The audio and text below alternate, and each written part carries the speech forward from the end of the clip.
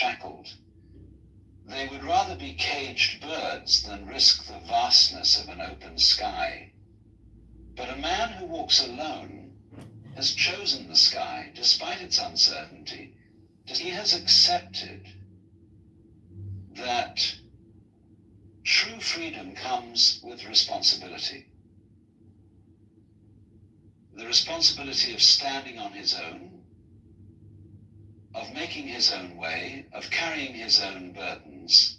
He walks, not because he must, but because he chooses to. His steps are steady, unhurried. He does not look back, nor does he seek a destination. He simply moves, in rhythm with something deeper, something beyond words. He does not need to explain himself. He does not need to be understood. He simply is, and that is enough.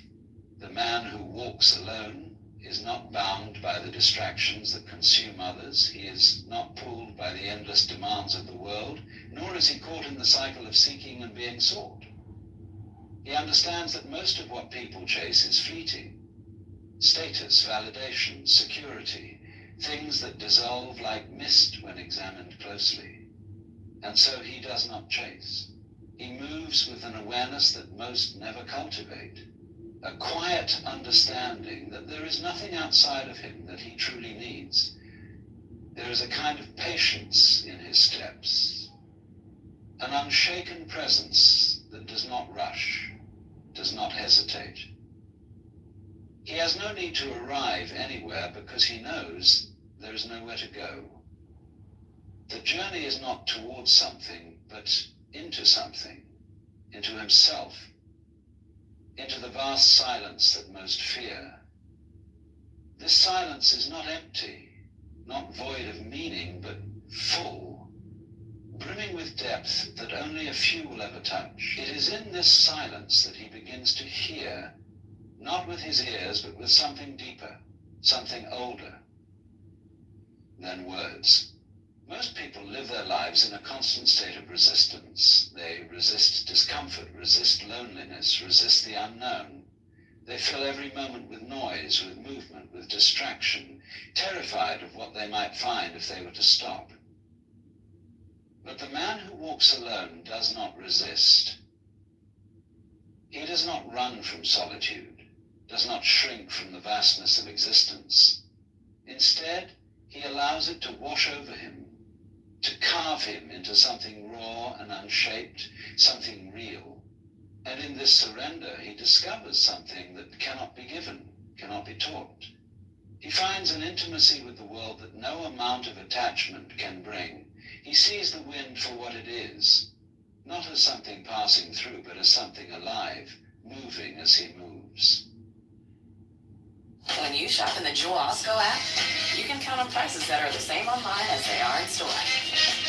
Even when you can't count on teenage appetites staying in the budget.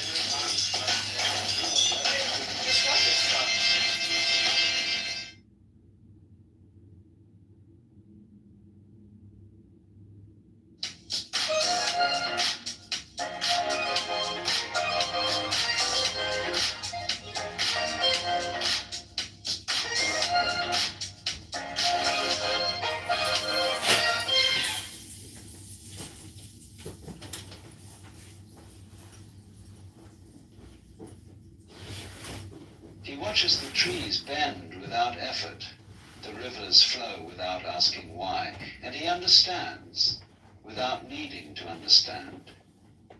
To walk alone is not to reject the world, but to see it without distortion. It is to walk among people without being entangled in their illusions, to listen without being pulled into their fears. He can sit in a crowded room and hear everything, yet be moved by nothing. Not because he is indifferent, but because he sees through it all.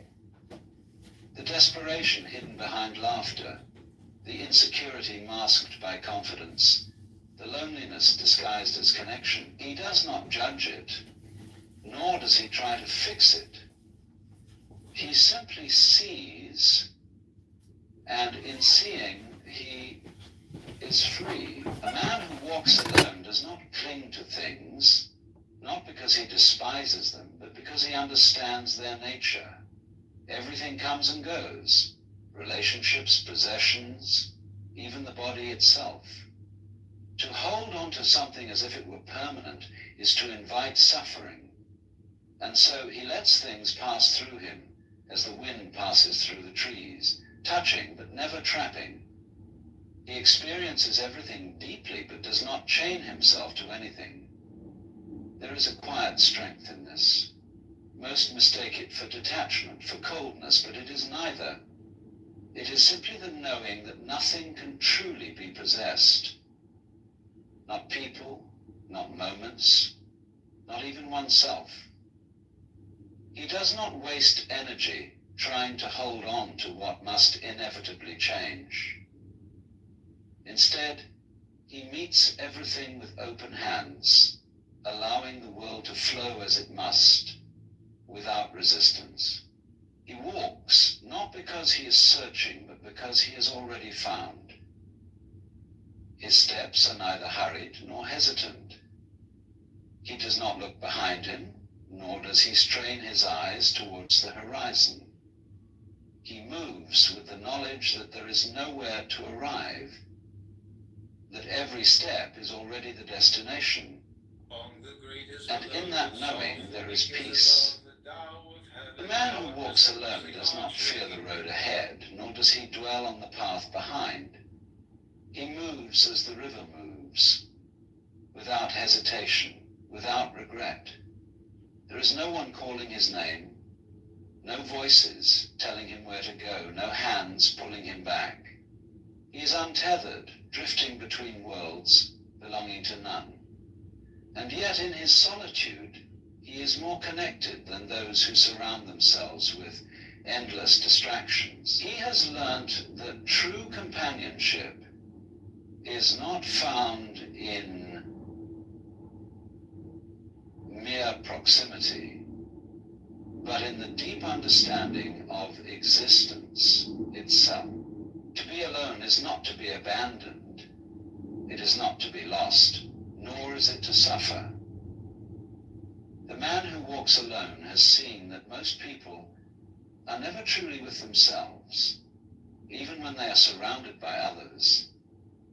They cling to conversations, to relationships, to identities, hoping these things will shield them from the great silence that lingers beneath it all. But the silence is not an enemy. It is a teacher, a mirror, a doorway. To embrace it is to step into something vast, something beyond the small self that most spend their lives protecting. There is no rush in his steps, no urgency in his movements. He does not walk as one escaping, nor does he carry the weight of longing.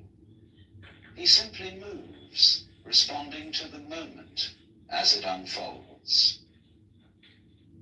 In the case of a small operation on his own beloved wife or child, he hesitates,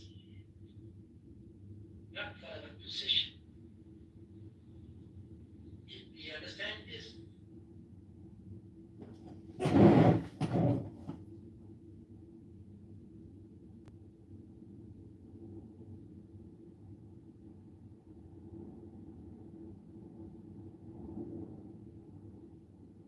Ladies and gentlemen, do you ever notice the voice inside your head? The endless chatter, the constant dialogue, the inner narrator that never seems to be silent. You talk to yourself more than you talk to anyone else. Yet, have you ever stopped to ask, who is doing the talking and who is doing the listening? The mind is a restless thing. It moves from one thought to another, jumping between memories of the past and worries about the future, rarely stopping to just be. And yet, most people never question it. They assume that this constant stream of thought is who they are. But if you are the one speaking in your mind, then who is the one hearing it? This is where things become interesting. Because the moment you step back and observe your own thinking, you realize something profound. Your thoughts are not you.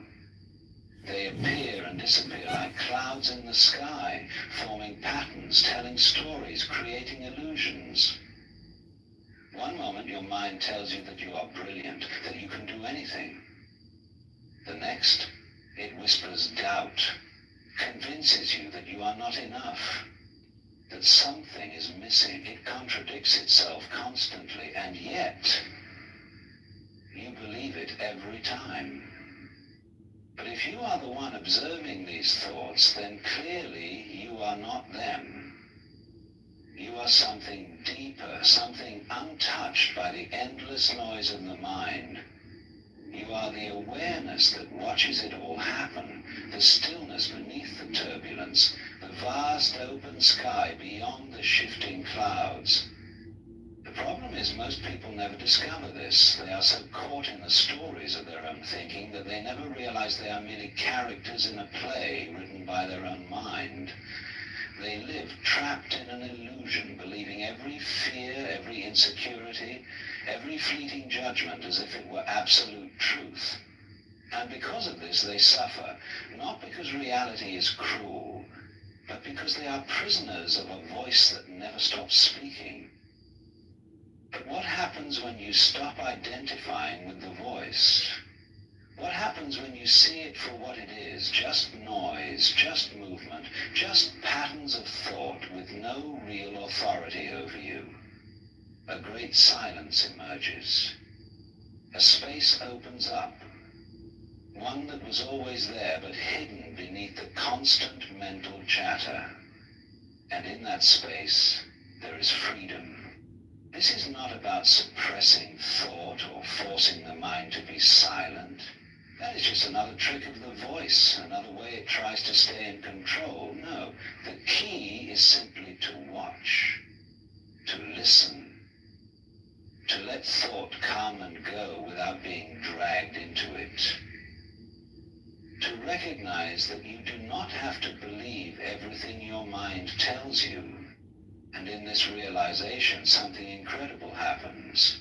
The mind, no longer being fought against, begins to quiet on its own. The gaps between thoughts grow larger, awareness expands, and suddenly the world is seen not through the filter of an overactive mind, but as it truly is, vibrant, alive, endlessly unfolding in the present moment. So the next time you catch yourself lost in thought, ask yourself, who is speaking?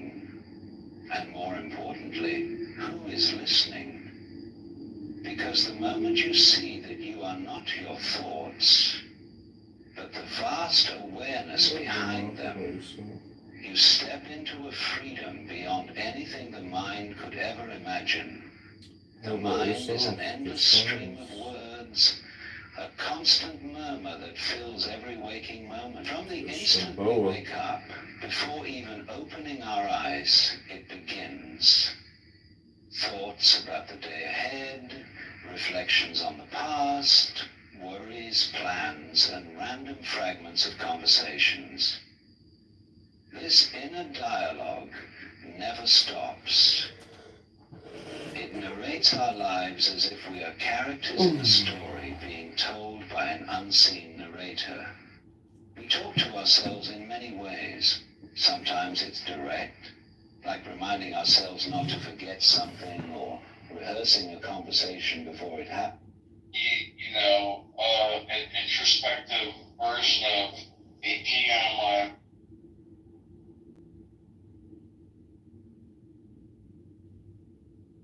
It was retarded. Wait, what do you mean? You were listening to it through? He's gone. He's gone. I mean, a lot of people.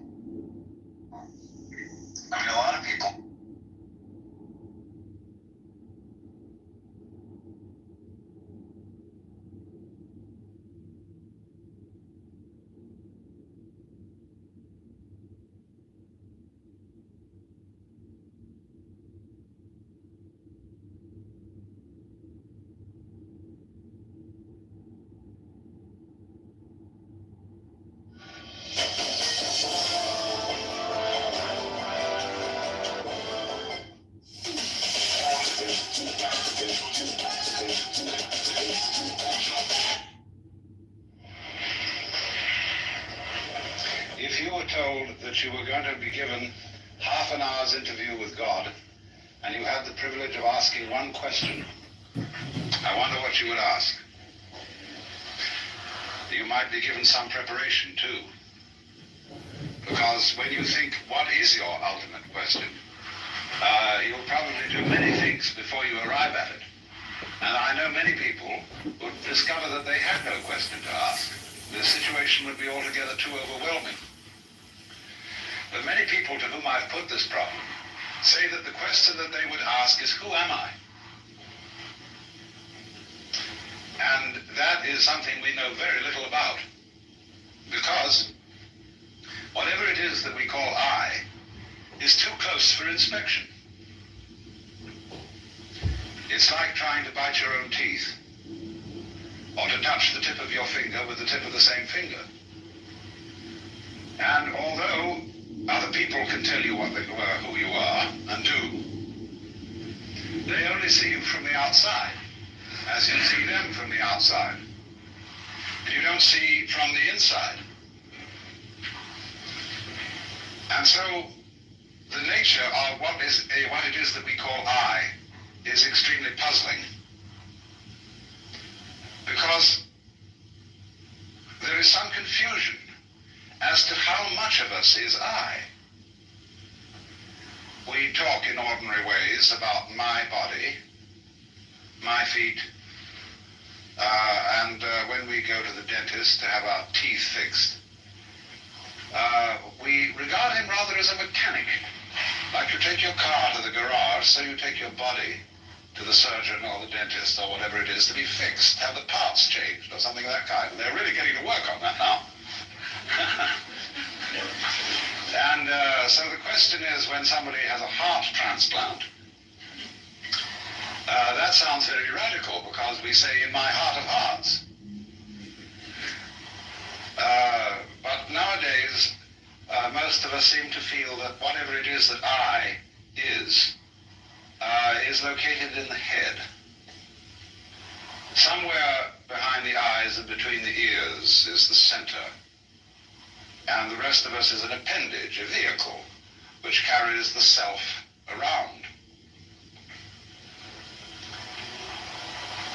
Now, popular speech also reflects the sensation that I am very different from what we call the other. Other people, other things, anything that we can become aware of is sort of other. There is an opposition, apparently, between the knower and the known. And so we talk about facing reality. We talk about coming into this world as if somehow we didn't belong. As if instead of being leaves growing out of a tree, we were a lot of birds that had alighted on bare branches. And it has become common sense for most people living in the 20th century today to adopt the 19th century philosophy of science, which interprets the physical universe outside human bodies as being a mechanical contraption, which is essentially stupid, unfeeling, automatic, composed of mainly geological elements, rocks, gases, and so forth. And therefore we feel rather alone and left out of this thing, in contrast with the ideas of Ptolemaic astronomy. Instead of being at the center of the universe, we are on the outer limits of a minor galaxy, revolving around an unimportant star on a small, minute ball of rock. And therefore, that astronomical way of looking at things is simply overwhelming. It makes us feel not only of no importance, but also very much left out. And as a result, that is the common sense of most people living today.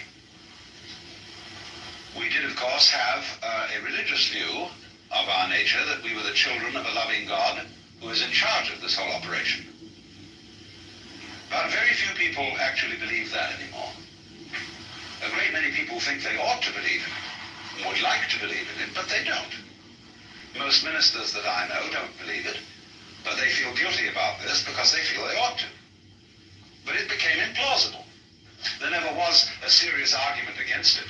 It simply became unthinkable in comparison with the dimensions of the universe as we now see it. So having lost a way of looking at the world, an image of the world which gave us some sense of meaning, we now have an image of the world which gives us none at all. And so we feel rather inclined to put up a fight against the whole show. Interestingly enough, when in the 19th century we switched our common sense from supernaturalism to naturalism, one would think that a naturalist would be a person who loved nature, just as a materialist ought to be a person who loves material, but certainly isn't. With what is called the philosophy of scientific naturalism, naturalism is used in a negative way. It has nothing to do with being natural. It has something to do with being not supernatural, merely natural. And all sorts of phrases were coined in that epoch, which I would call put-down phrases. Freud spoke of the basic psychic energy as libido, which means blind lust. People like Ernst Haeckel spoke of the universe as being a manifestation of blind energy. Think of that put-down word, blind. And therefore we also speak of unconscious mental mechanisms. And the very word unconscious, as being the deeper aspect of our psyche, is a negative word and a put-down word. So as to say, what you are functioning as a rational ego with values and with a capacity to love is simply the epiphenomenon of a purely mechanical process. Too bad. So as a result of this so-called naturalism, we began to put up the most whopping fight against nature that was ever engaged in. And that fight is an expression of our fury and of our feeling of being left out. So that the technological experiment, which became possible as a result of the mechanical sciences, has largely been conducted in a spirit of rage. And the results are evident all around us. Here in Palm Springs, you are gradually getting all the smog from Los Angeles. This great cloud of poisonous gas put up by a city which is exemplary in this whole civilized world for fouling its own nest. Perhaps only Calcutta could be a bit worse. Some such terrible slum. But we have done it by technology, by ruthless beating about of nature without consideration for what the scientists would call our ecology. Ecology is that aspect of science which deals with the relationship between organisms and their environments. Ecology is the study of the balance of nature, of the way in which every living being depends upon innumerable other living beings of all species, and also upon inanimate forces, air, water, temperature, gases, vegetation, and all sorts of things. And this is one of the most important sciences that we can possibly study today. Because we are in a position where we realize that we cannot help interfering with the world. To be alive is to interfere. You must interfere. You cannot go back and say, hands off nature, let's leave it all alone. Because you're stuck with it, especially once you've started to interfere in a major way. We have so altered our environment that there is no hope for it but to go ahead. But we can, to some extent, change direction. But the only way that I can see of our effectively changing direction is through a transformation of the feeling that we have of our own existence and of what we mean by I. The reason for this is simply that all kinds of intelligent and even powerful people, like, say, Lawrence Rockefeller, who are interested in ecology and in conservation of our natural resources, they can scream their heads off, but nobody pays any attention. There is no, as yet, no really serious program at the government level to do anything radical about the pollution of water, the waste of water, the pollution of air, and the general ravaging of the United States of America. I'm amazed that congressmen can pass a bill imposing severe penalties on anyone who burns the American flag, whereas they are responsible for burning that for which the flag stands. The United States as a territory, as a people, and as a biological manifestation. That is an example of our perennial confusion of symbols with realities, which is, in a way, at the heart of the trouble, because what we think of as I is much more a symbol than it is a reality. The living organism, the whole mind-body, is much more than anything we mean by I. I largely stands for your personality, your role in life. And the very word person, as you probably know, comes from the Latin persona, a word originally used for the mask worn by actors in Greco-Roman drama, that through which sound comes because the mask had a megaphonic mouth to carry the voice in open-air theaters. So when you speak of being a real person, it really means being a genuine fake. Ahora, con el nuevo stylings de tosteco para tamales rojos, preparar ese rico chile rojo tradicional que se agrega a la carne de puerco para unos sabrosos tamales. Es fácil de hacer. Y recuerda, con tosteco, simplifique el proceso, saborea la tradición.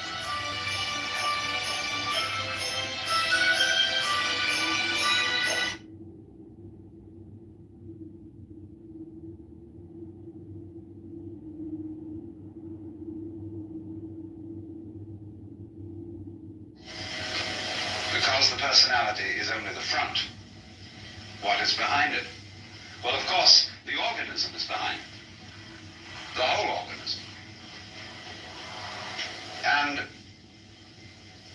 we must be very careful not to confuse the organism with various symbols that we have for it, because those symbols can be extremely misleading. If we say the organism is the body, what we usually mean by the body is an impoverished meaning. When we speak of my body, that is to say my vehicle, my physical automobile, that is an unenriched meaning of the word body. Because what you really are as a body, as a living organism, is not some sort of separate existence coated by a skin which divides you from the rest of the world. Shakespeare has King John saying to Hubert, "Within this wall of flesh there is a soul, counts thee her creditor." Within this wall of flesh, the skin considered as a barrier, when actually, from a biological point of view, the human skin and all skins are osmotic membranes. You know, when you get something by osmosis, by sort of soaking it in. So in the same way, one's skin is a spongy construction, full of holes, full of communicators, nerve ends. And your skin is simply a vibrating membrane through which the so-called external world flows into you and through you. So that you yourself actually are not so much an entity that moves around in an environment. You are much more like a whirlpool in a stream. And as you know, the whirlpool is constant only in its doing, that is to say, in its whirling. And you can recognize individual whirligigs in a stream. But the water is flowing through them all the time. They are never the same for a second. And so it is also with us. Or imagine it in another way. Supposing you have a rope, and 1 foot of the rope is made of hemp. 1 foot of it is made of cotton. 1 foot of it is made of silk. 1 foot of it is made of nylon, and so on. Now tie a simple knot in the rope. Now move the knot along the rope. And 1 minute it will be hemp, the next cotton, next silk, next nylon, and so on. Same knot. It will be recognizable as a continuing knot, as that knot, the knot in that rope. But the constitution of it will change as it moves. And so our constitution is changing constantly. Imagine, for example, a university. The student body, undergraduate, changes every 4 years. The faculty changes every so often. The buildings keep changing more and more. What constitutes the University of California? It certainly isn't the faculty, it isn't the students, it isn't the governors, it isn't the administration, it isn't the buildings. What is it?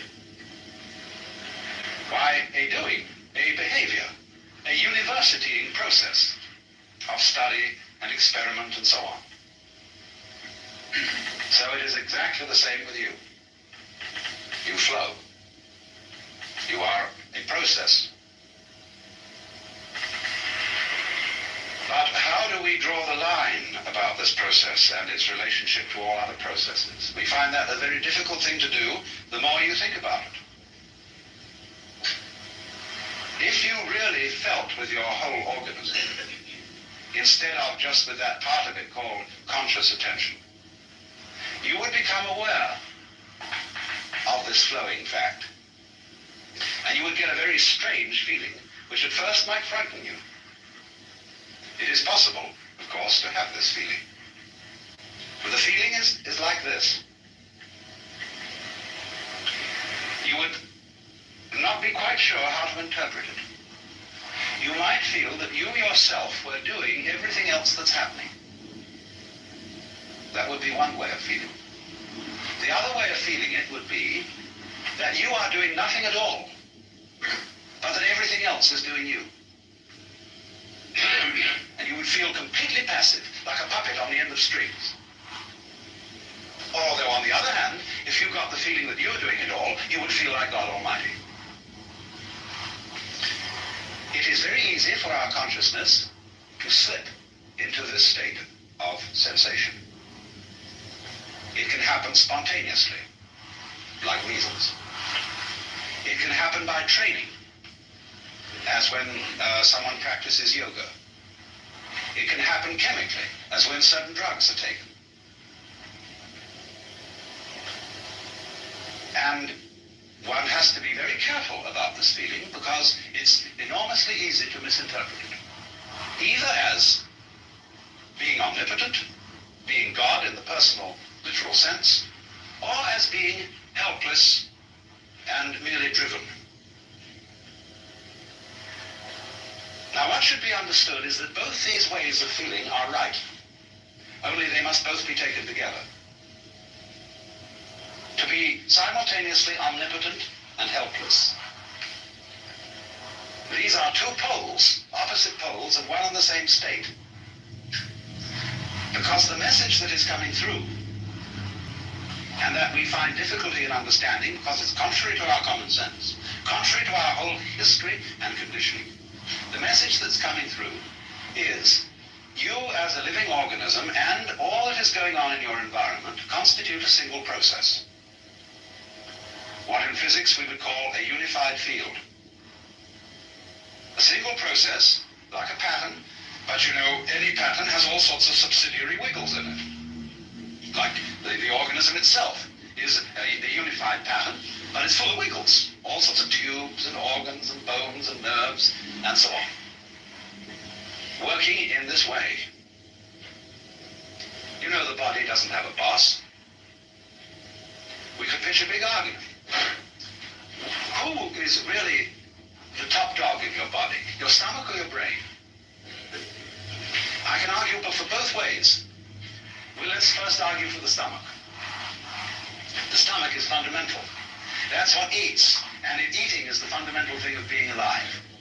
By putting food into the stomach, it digests it, and from there it goes out and energizes everything else. Obviously, the stomach is the most important. The hands, the mouth, the feet, all exist to serve the stomach, and naturally, as a final achievement of the stomach, is the brain, evolving later in the evolutionary process as a gadget up there to scavenge around and find stuff for the stomach to eat. That's the function of the brain. But now let's take the argument to the side of the brain. The brain says, oh, no, come now. Just because I arrived late doesn't mean that I'm unimportant. I was being gotten ready for. Because I am the thing that was the flower at the top of this thing. And this tube with stomachs in it and things below was preparing for me, and the stomach is my servant. It is doing all the dirty work, getting energy to put currents through my wonderful circuits, so that by the creation of all the goods of the mind, of the arts and sciences and religion and philosophy and so on, I shall be the true head of man. Well, both arguments are right. Because you have a relationship between stomach and brain, which is a sort of polarity. The one exists for the other. It's like when you prop up two sticks against each other. They will stand up so long as they lean on each other. Take one away and the other collapses. So chop off the head and the stomach is finished. Take out the stomach and the head is finished. So this is the way all organic life proceeds. It's different with mechanical life. Because the mechanism must invariably have a boss, the man who puts the machine together, the person who constructs the computer, who designs it, who asks it questions, who programs it. He is the boss. But organisms don't have bosses. They are essentially, I would say, democratic arrangements, where somehow in a marvelous way, an enormous company of cells are working together.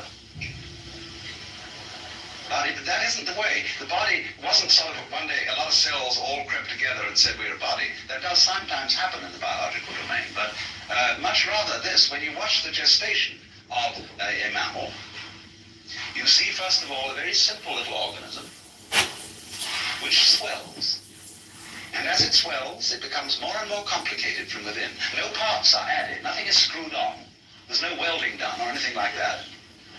It bulges. And of course it does absorb material, but it transforms it. But all of it works together at once, like the legs of a centipede. Like you work all together at once. For you see, when we come down to it, you think you decide things, but you don't know how you do it. How do you open and close your hand? You can decide, I will now open my hand and do it, but you don't know how it's done. And yet, in a sense, you do know how it's done, because I say, I know how to open my hand. But you don't know in words. You can't explain it. Still less can you explain how you see. Still less can you explain how you are conscious. How are you an ego? Well, you don't know. Because the springs of being conscious, of being an ego, are outside the surveillance of consciousness. They're somehow underneath. And that lets the cat out of the bag at once. Because you see that what is I is something very, very much deeper than the superficial consciousness.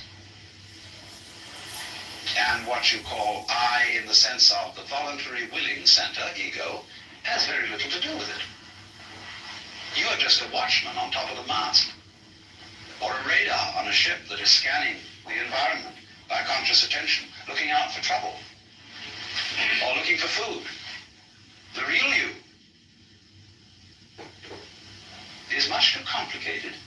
think about it. Supposing when you woke up in the morning, you had to switch yourself on.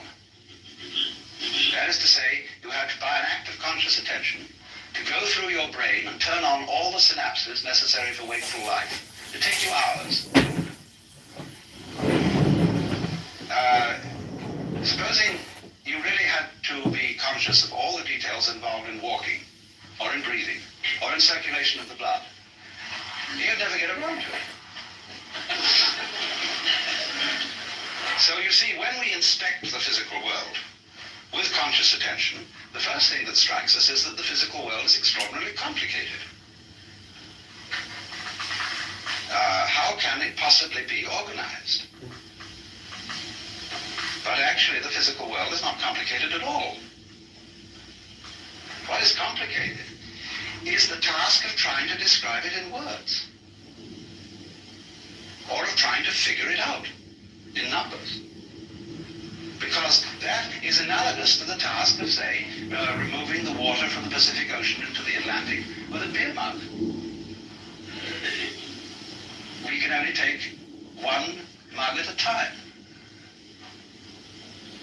And so we say in popular speech, you can only think of one thing at a time. That's not exactly true. But what it reveals is that thinking, that conscious thought, is a kind of calculus in which we understand things bit by bit. And it leads us into the superstition that things really are bits.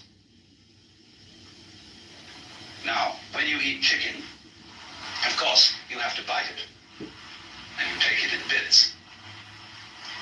And to make it easier to bite, you order from the grocer a cut-up fryer.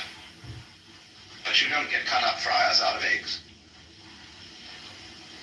Because you see, although we can speak of a chicken, an egg, or a body, it is not actually a bit. It hasn't been bitten off, except for purposes of thinking.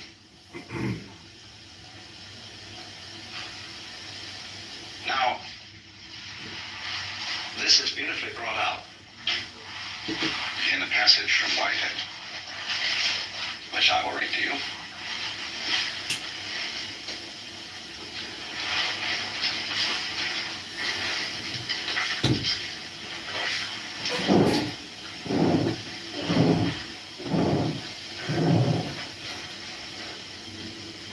He's discussing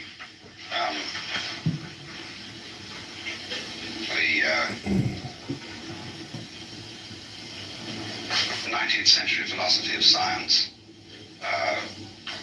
which I was just discussing too. And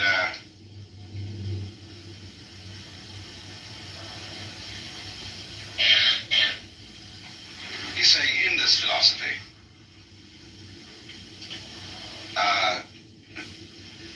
all our impressions of nature are simply products of our minds. Nature gets credit, which should in truth be reserved for ourselves. The rose for its scent, the nightingale for his song, and the sun for his radiance. The poets are entirely mistaken. They should address their lyrics to themselves, and should turn them into odes of self-congratulation on the excellency of the human mind. Nature is a dull affair, soundless, scentless, colorless, merely the hurrying of material endlessly, meaninglessly. However you disguise it, this is the practical outcome of the characteristic scientific philosophy which closed even the 17th century. In the first place, we must note its astounding efficiency as a system of concepts for the organization of scientific research. In this respect, it is fully worthy of the genius of the century which produced it. It has held its own as the guiding principle of scientific studies ever since. It is still reigning. Every university in the world organizes itself in accordance with it. No alternative system of organizing the pursuit of scientific truth has been suggested. It is not only reigning, but it is without a rival. And yet, it is quite unbelievable. This conception of the universe is surely framed in terms of high abstractions, and the paradox only arises because we have mistaken our abstractions for concrete realities. He calls that, you see, the fallacy of misplaced concreteness. The attribution, in other words, to our bitty way of thinking, to the world which we are biting. That is misplaced concreteness. The separations between things are abstract. They are concepts.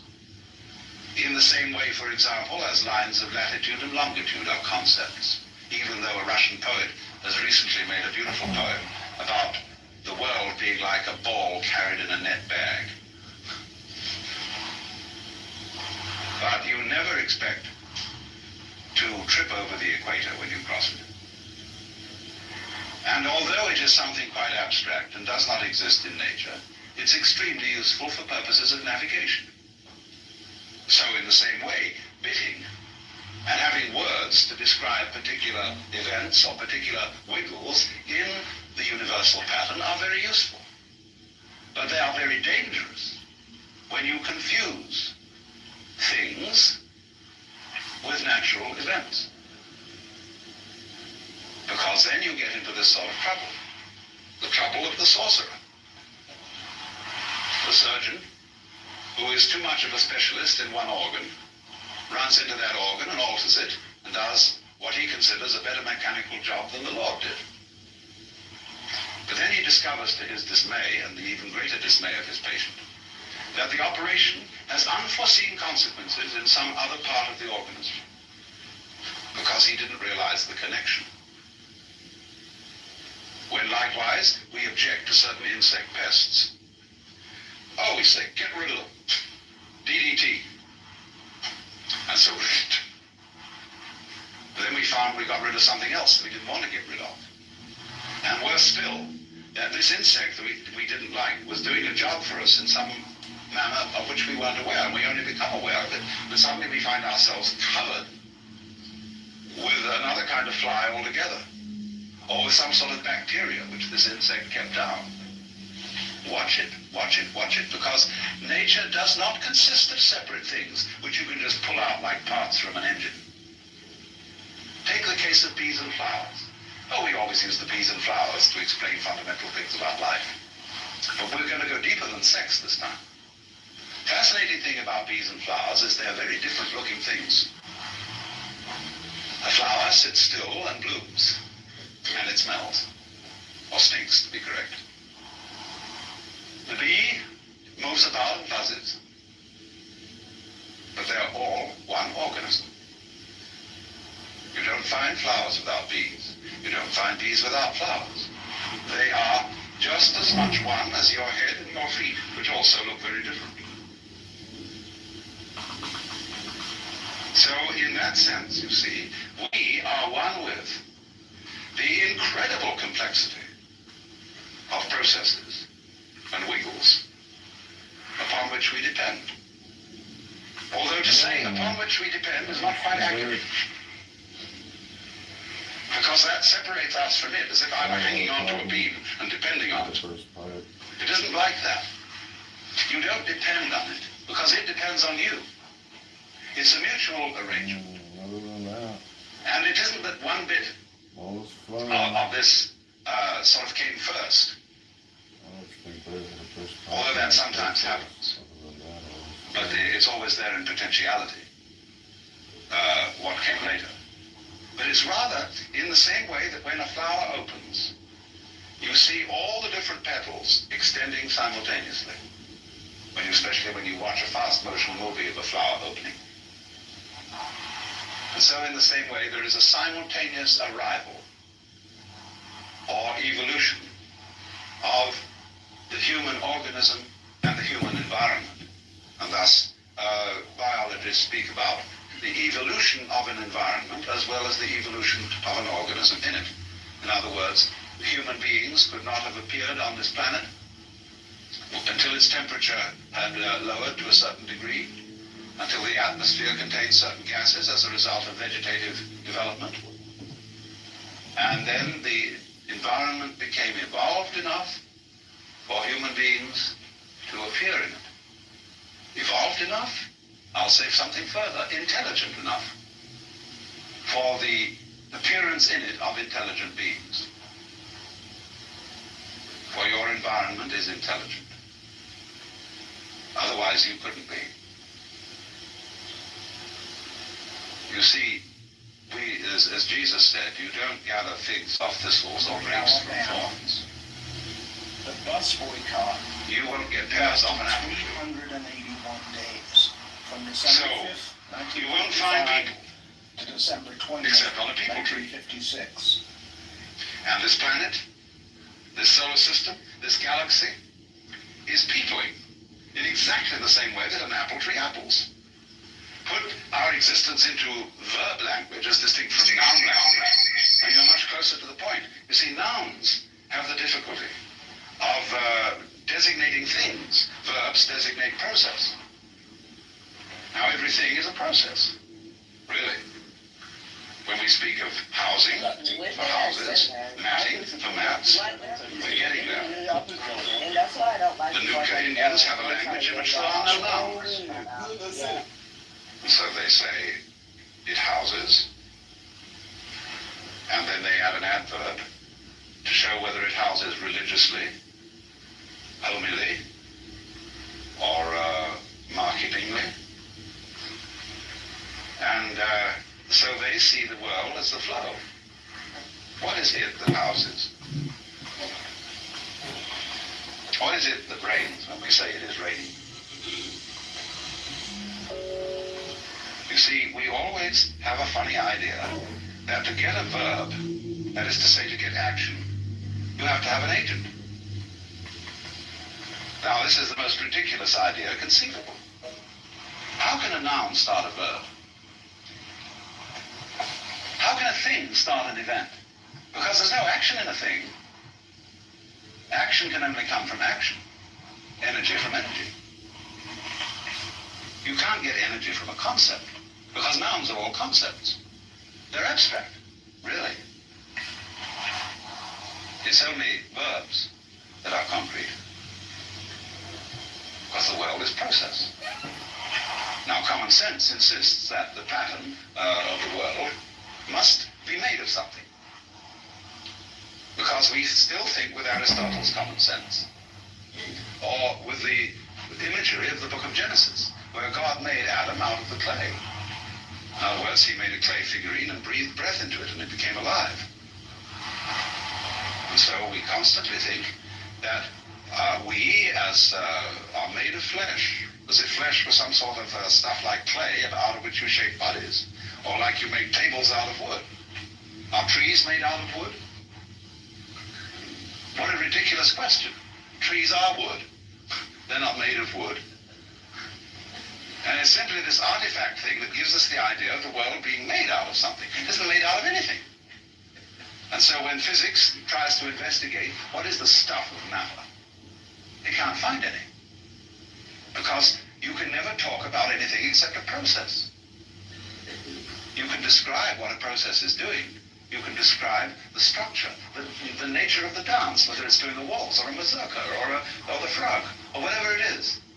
Then you can describe that melody, shall we say, what it is performing. But there is nothing doing the performing at all. And there is no stuff out of which it's being done, because when you examine stuff, you just find more pattern. See, what you mean by stuff is fuzz.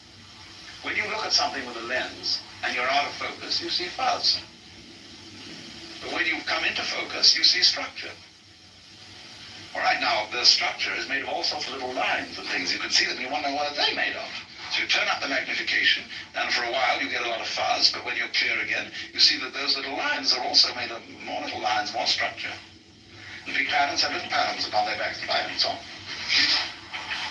And that's the way it goes. So, suddenly you feel rather insecure, because stuff has disappeared. There's a famous story about a physicist who understood this so well that he always went about in the most enormous padded shoes, Because he was afraid of falling through the floor.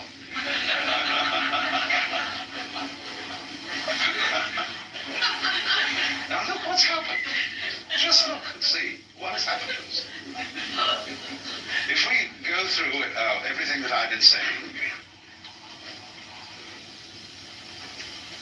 we find, first of all, that the thing that we thought was I is nothing more than a social institution. Just like the equator, or an inch. And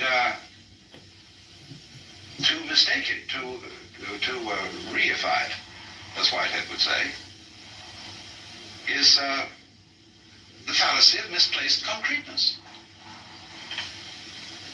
It's strictly a hallucination. And any certain amount of psychological self-exploration shows this to be the case.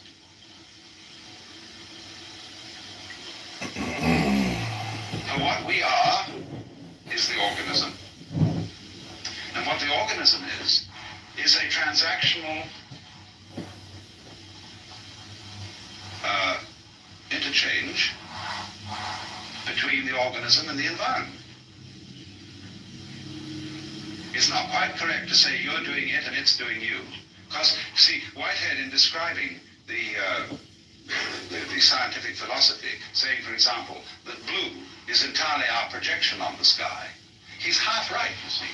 Those scientists he's talking about are half right.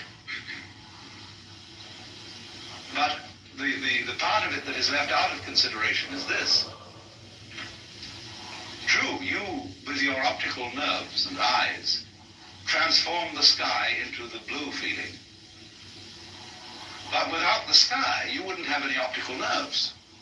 It works both ways, you see. Without the air, whose density gives the blue effect. It's mutual. You do it, and it does you. But that's, as I said, a two-way, a clumsy way of talking about it's all one process, a unified process. And furthermore, from this process there has disappeared what we thought was solidity, what we thought was common sense, substance and stuff. It's just pattern. And at once one feels sort of ghostly, as if you could be easily blown away. And that's why They're just fat.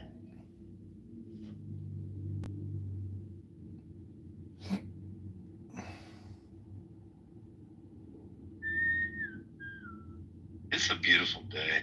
Damn it. It's fucking freezing again here. Like frigid. It's like 72 degrees. You know, I've got a God field behind. Sociological derivative of the Assyrians. No, I don't think it was unrelated. I'm pretty sure that the name was Assyrians, but like as the Greeks understood it in the translation, they thought they thought simply meant like a person from. So Assyrian to them translated as person from Syria. So you're answering something I didn't say. What I meant unrelated was that the people of Syria are not necessarily related to. Yeah, he was accidentally modded in a room because someone thought he was the other one. I was laughing so hard this morning. Is Yaakov here? I mean, I kind of like Yaakov. I know. And argue. And I just remember many people in the diaspora using it quite a lot during the invasion of Ukraine. So I want to probably say it came online at the end of 2022, because a lot of people left this platform, moved over there, or would stream from one to another. But the utility isn't great, and he hasn't done anything to it. It was very evident when he took over which engineers he let go of first, and those were probably people on Twitter Spaces, because it's clunky, your phone overheats, the audio is temperamental, and yeah, but people love it. Some people love it.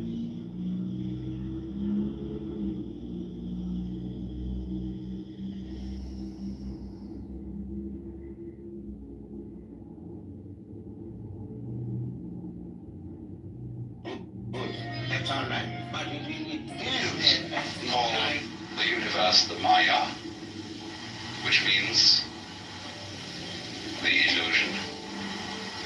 Don't forget, illusion is related to the Latin word lunary, to play. So the play, the big act.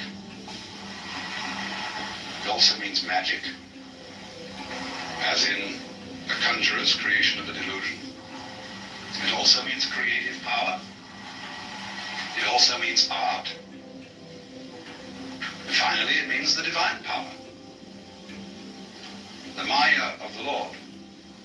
Lord is a bad translation of Bhagavan. Just the divine one. The Lord means boss in English.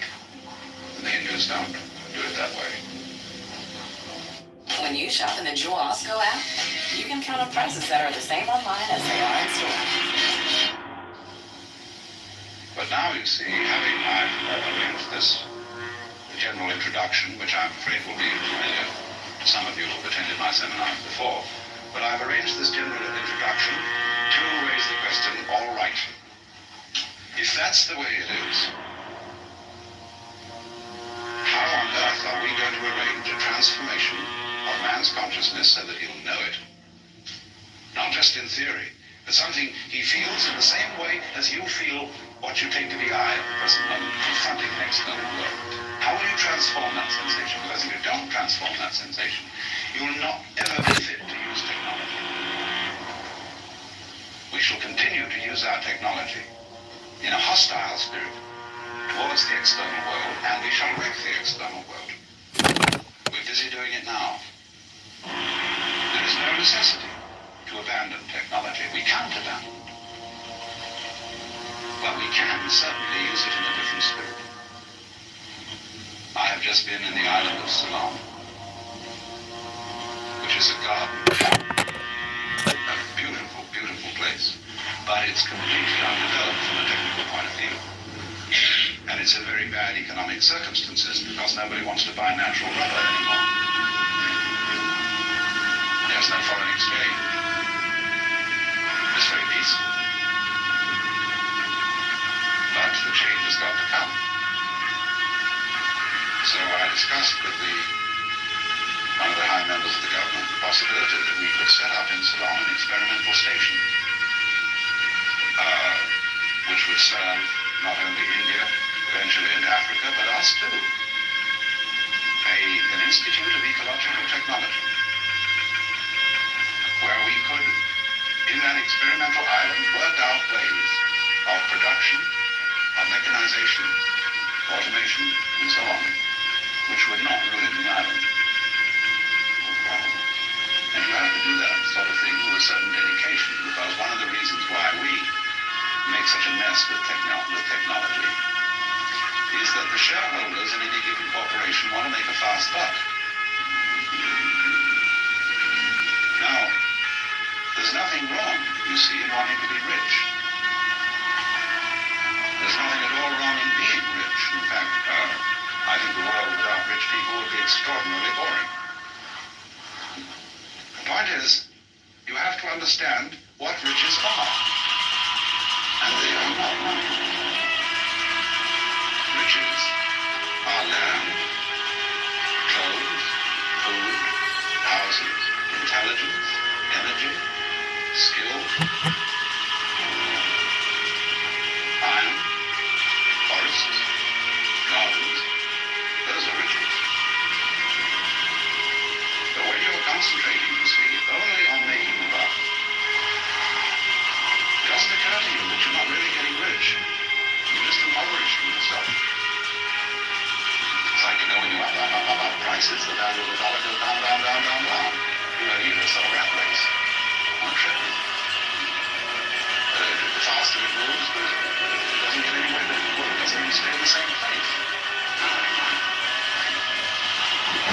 So that kind of game, this is another example of confusing the symbol of reality of misplaced, the fallacy of misplaced concreteness. It's quite important. So we should devote the rest of the seminar to discussing the various ways in which it is proposed that we bring about or assist the bringing about change in our perception and conception of our own existence, so that we can feel ourselves the way we are, as distinct from the way in which we've been told to feel ourselves.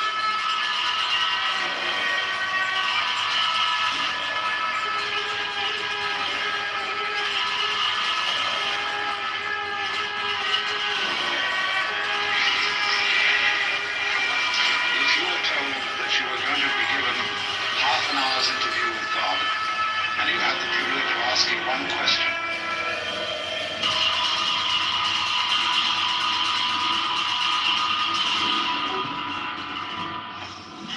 I wonder what you would ask.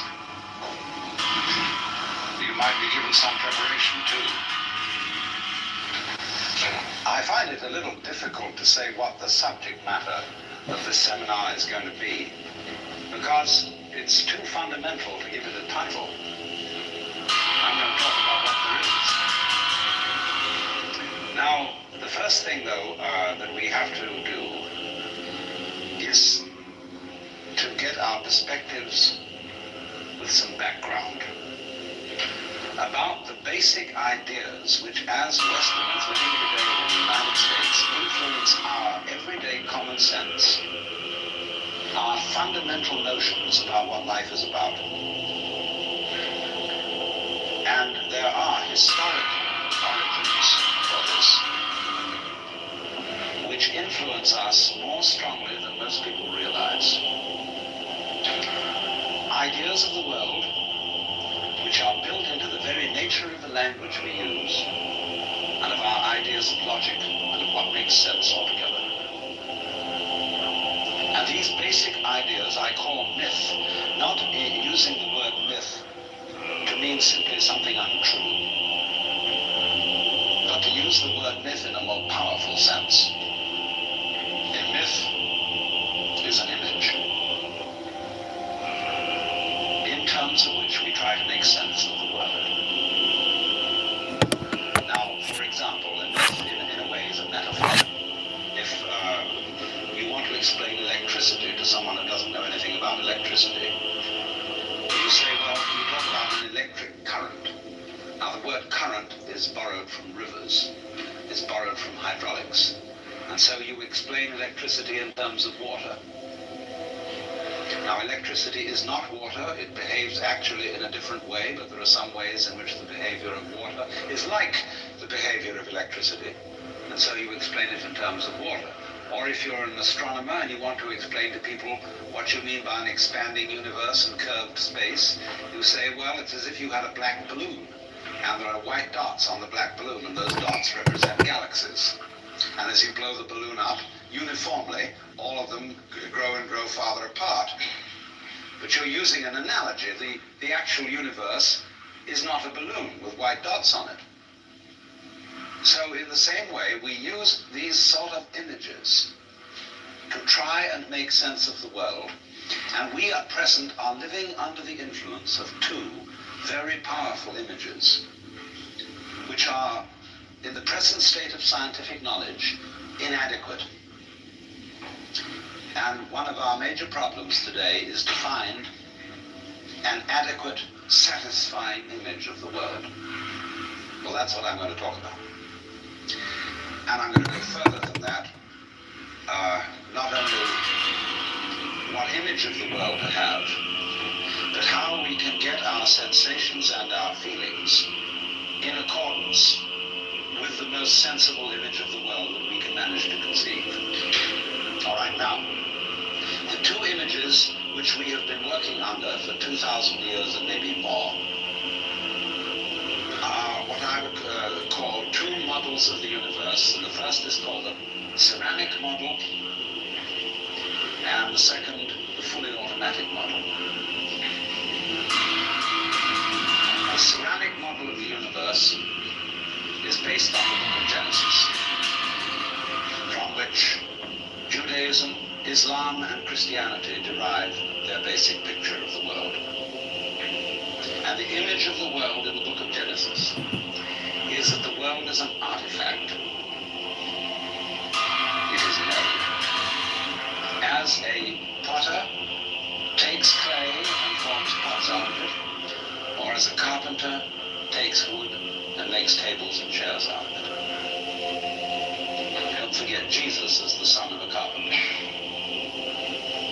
and also the son of God. So the image of God and of the world is based on the idea of God as a technician, potter, carpenter, architect, who has in mind a plan and who fashions the universe in accordance with that plan.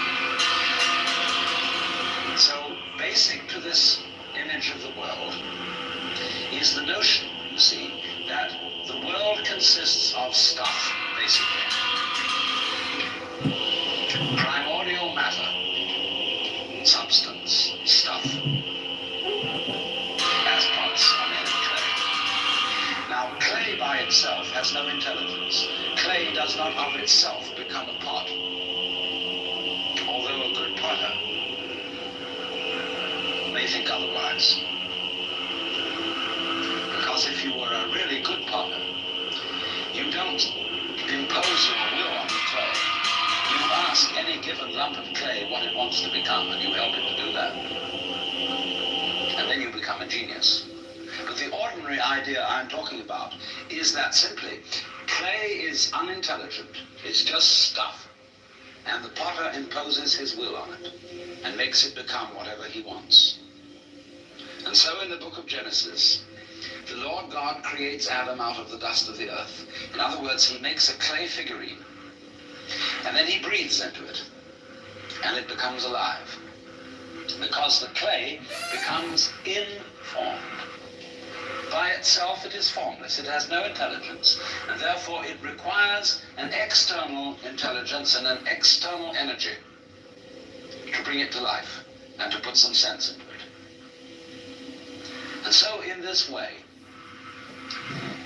we inherit a conception of ourselves as being artifacts, as being made, and it is perfectly natural in our culture for a child to ask its mother, how was I made? Or who made me? And this is a very, very powerful idea, but for example, it is not shared by the Chinese or by the Hindus. A Chinese child would not ask its mother, how was I made? A Chinese child might ask its mother, how did I grow?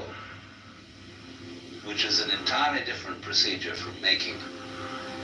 You see, when you make something, you put it together, you arrange parts, or you work from the outside to the in, as a sculptor works on a stone, or as the potter works on clay. But when you watch something growing, it works in exactly the opposite direction. It works from the inside to the outside. It expands, it burgeons, it blossoms, and it happens all over itself at once. In other words, the original simple form, say, of a living cell in the womb, progressively complicates itself. And that's the growing process, and it's quite different from the making process. But we have thought historically, you see, of the world as something made, the idea being that trees, for example, are constructions, just as tables and houses are constructions. And so there is, for that reason, a fundamental difference between the made and the maker. And this image, this ceramic model of the universe, originated in cultures where the form of government was monarchical, and where, therefore, the maker of the universe was conceived also at the same time in the image of the king of the universe. King of kings, Lord of lords, the only ruler of princes, who doth from thy throne behold all dwellers upon earth. I'm quoting the Book of Common Prayer. And so all those people who are oriented to the universe in that way feel related to basic reality. as a subject to a king. And so they are on very, very humble terms in relation to whatever it is that works all this thing. I find it odd in the United States that people who are citizens of a republic have a monarchical theory of the universe. Because we are carrying over from the very ancient Near Eastern cultures the notion that the Lord of the universe I'm not sure. must be respected in a certain way. People kneel, people bow, people prostrate themselves because they're human. And you know what the reason for all that is? That nobody is more frightened of everybody else than a tyrant. He sits with his back to the wall, and his guards on either side of him. And he has you face downwards on the ground because you can't use weapons that way. When you come into his presence, you don't stand up and face him because you might attack. And he has reason to fear that you might because he is ruling you all. And the man who rules you all is the big screw in the bunch. Because he's the one who succeeded in crime. The other people are pushed aside because the criminals, the people we lock up in jail, are simply the people who didn't make it. So naturally, the real boss sits with his back to the wall and his henchmen on either side of him. And so when you design a church, what does it look like? The Catholic Church, with the altar as it used to be. It's changing now because the Catholic religion is changing. But the Catholic Church has the altar with its back to the wall at the east end of the church. And there, the altar is the throne. The priest is the chief vizier of the court, and he is making obeisance to the throne in front, but there is the throne of God, the altar. And all the people are facing it and kneeling down. And a great Catholic cathedral is called a basilica, from the Greek basileus, which means king. Maybe it was us. So a basilica is the house of the king. And the ritual of the Catholic Church is based on the court rituals of Byzantium. The Protestant Church is a little different, but basically the same. The furniture of a Protestant church is based on a judicial courthouse. The pulpit. The judge in an American court wears a black robe. He wears exactly the same dress as a Protestant minister. Maybe it was us last night. And everybody sits in these boxes. Like there's a jury box, there's a box for the judge, there's a box for this, a box for that, and those are the pews in an ordinary kind of colonial type Protestant church. So both these kinds of churches, which have an autocratic view of the nature of the universe, decorate themselves, are architecturally constructed in accordance with political images of the universe. One is the king and the other is the judge, Your Honor. There's sense in this. When in court you have to refer to the judge as Your Honor, it stops the people engaged in litigation from losing their tempers and getting rude. There's a certain sense to that. But when you want to apply that image to the universe itself, to the very nature of life, it has limitations. One thing, the idea of a difference between matter and spirit. This idea doesn't work anymore. Long, long ago, physicists stopped asking the question, what is matter? They began that way. They wanted to know, what is the fundamental substance of the world? And the more they asked that question, the more they realized they couldn't answer it.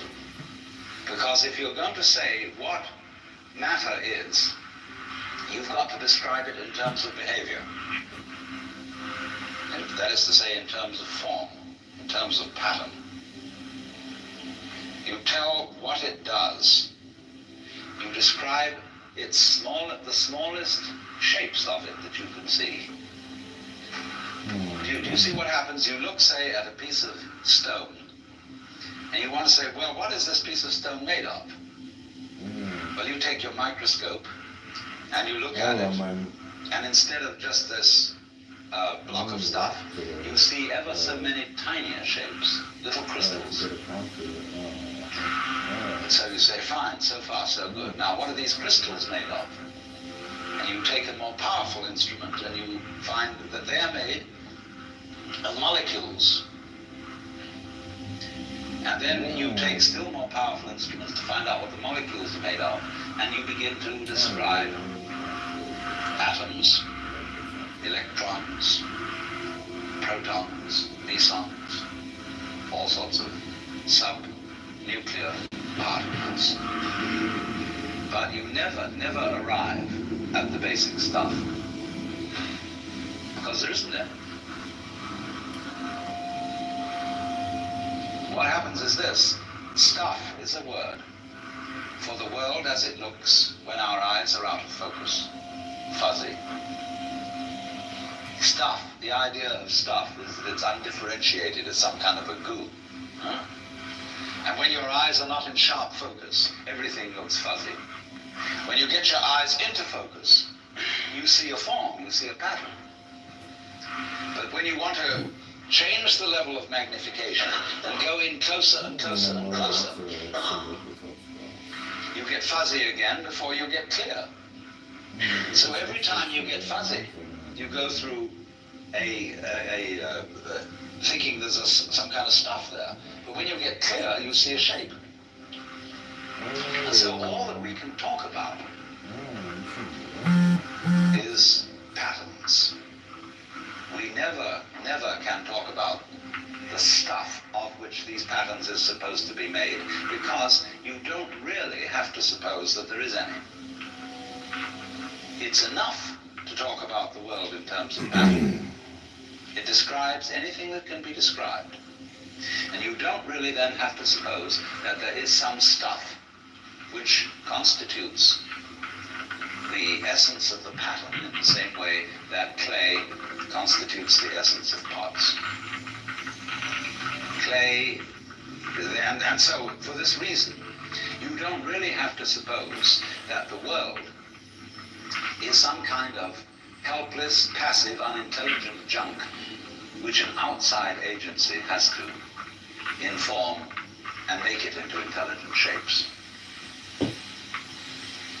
So the picture of the world in the most sophisticated physics of today is not formed stuff, potted clay, but pattern. A self-moving, self-designing pattern, a dance.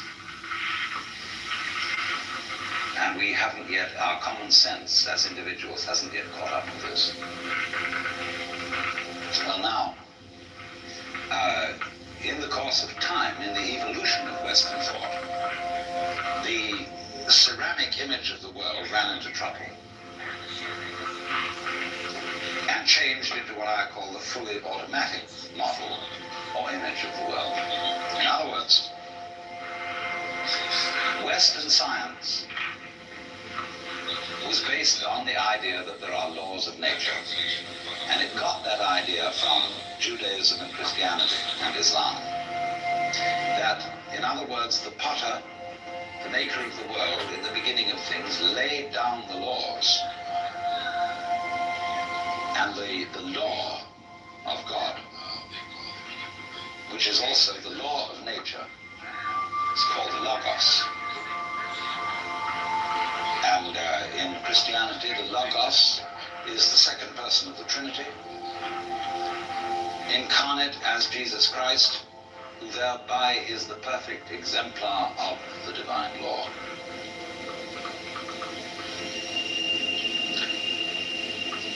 So we have tended to think of all natural phenomena as responding to laws, as if, in other words, the laws of the world were like the rails on which a streetcar or a tram or a train runs. And these things exist in a certain way, and all events respond to these laws. You know that limerick, there was a young man who said, "Damn, for it certainly seems that I am a creature that moves in determinate grooves. I'm not even a bus, I'm a tram."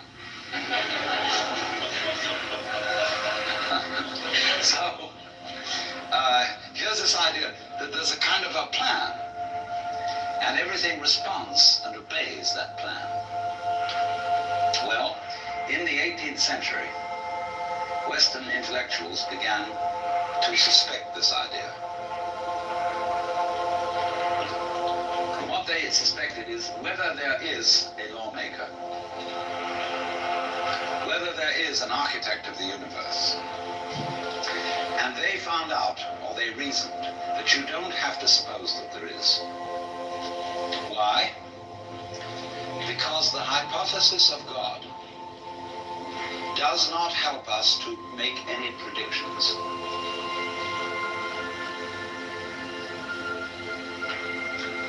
Nor does it, in other words, let's put it this way. If the business of science is to make predictions about what's going to happen, science is essentially prophecy. What's going to happen? By studying the behavior of the past and describing it carefully, we can make predictions about what's going to happen in the future. That's really the whole of science.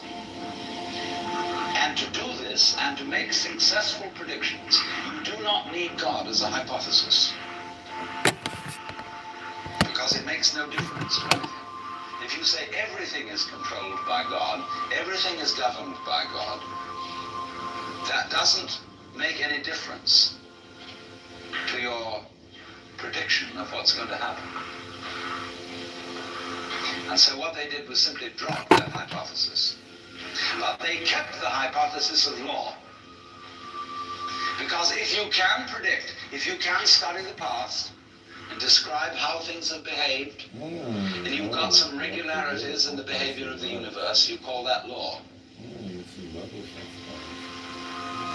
Although it may not be law in the ordinary sense of the word, it's simply regularity. And so what they did was they got rid of the lawmaker and kept the law. And so they conceived the universe in terms of a mechanism. Something, in other words, that is functioning according to regular, clock-like mechanical principles. Newton's whole image of the world is based on billiards.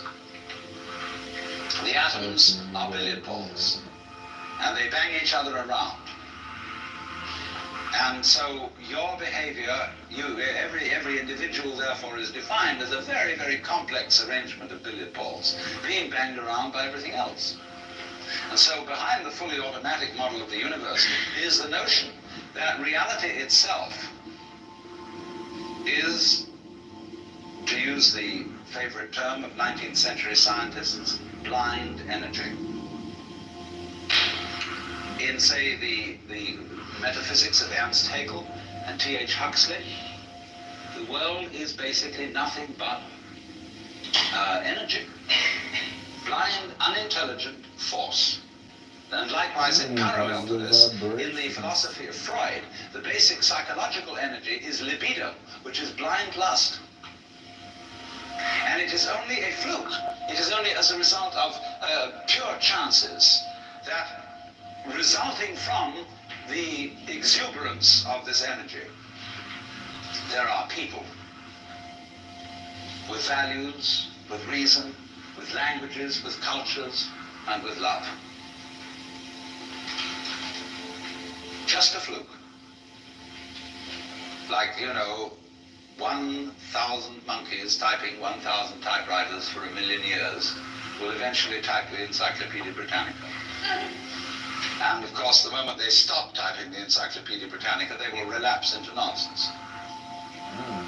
And so in order that that shall not happen, because you and I are flukes in this cosmos, and we like our way of life, we like being human. If we want to keep it, say these people, we've got to fight nature, because it'll turn us back into nonsense the moment we let it. And so we've got to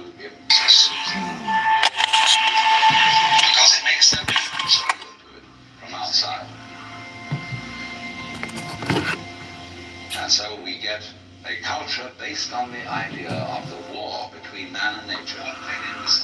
We talk about the conquest of space, the conquest of Everest.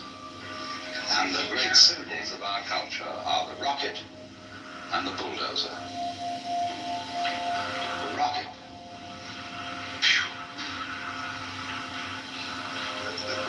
Compensation for the sexually inadequate male.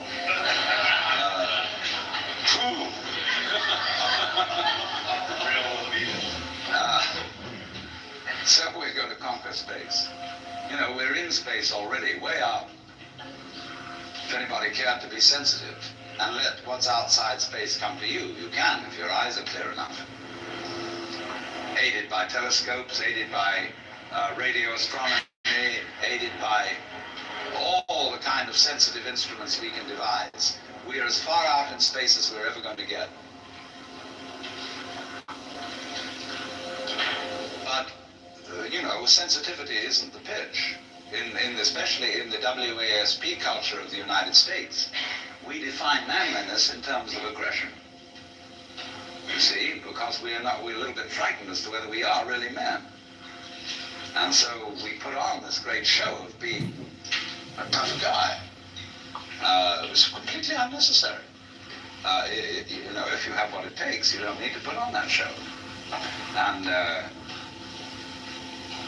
you don't need to beat nature into submission. Why be hostile to nature? Because after all, you are a symptom of nature. You, as a human being, you grow out of this physical universe in just exactly the same way that an apple grows off an apple tree. So let's say the tree which grows apples is a tree which apples, using apple as a verb. And a world in which human beings arrive is a world that peoples.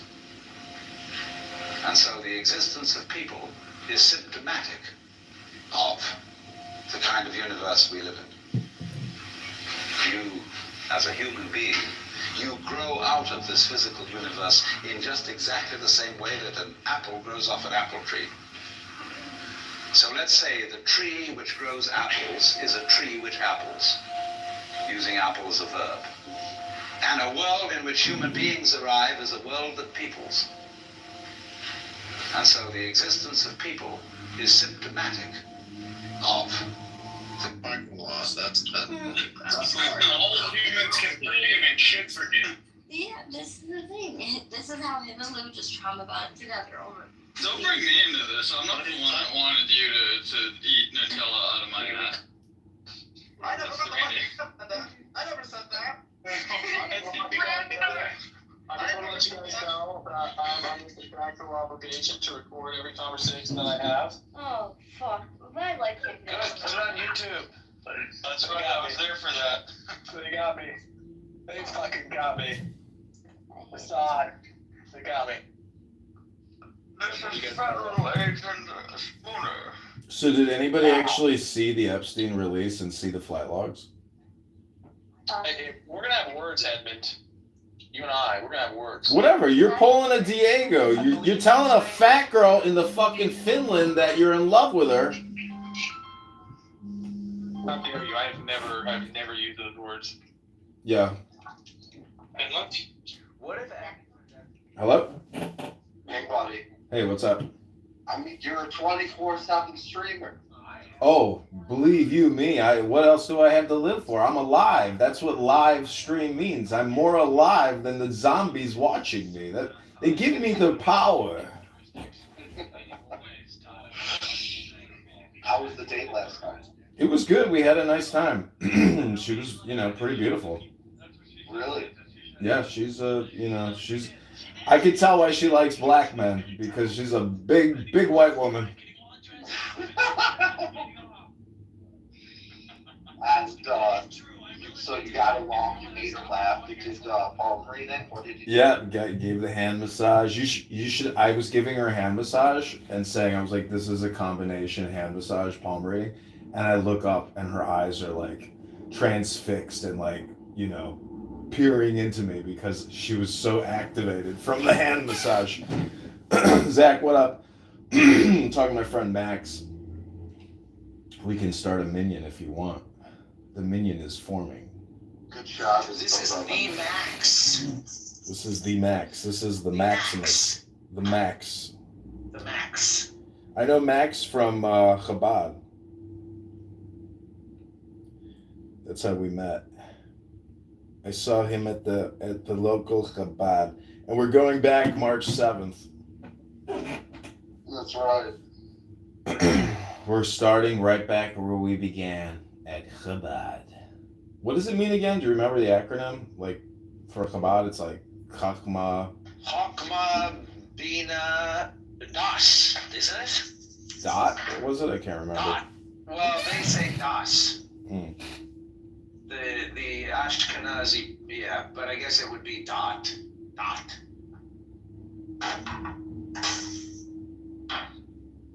What are you doing today, Max?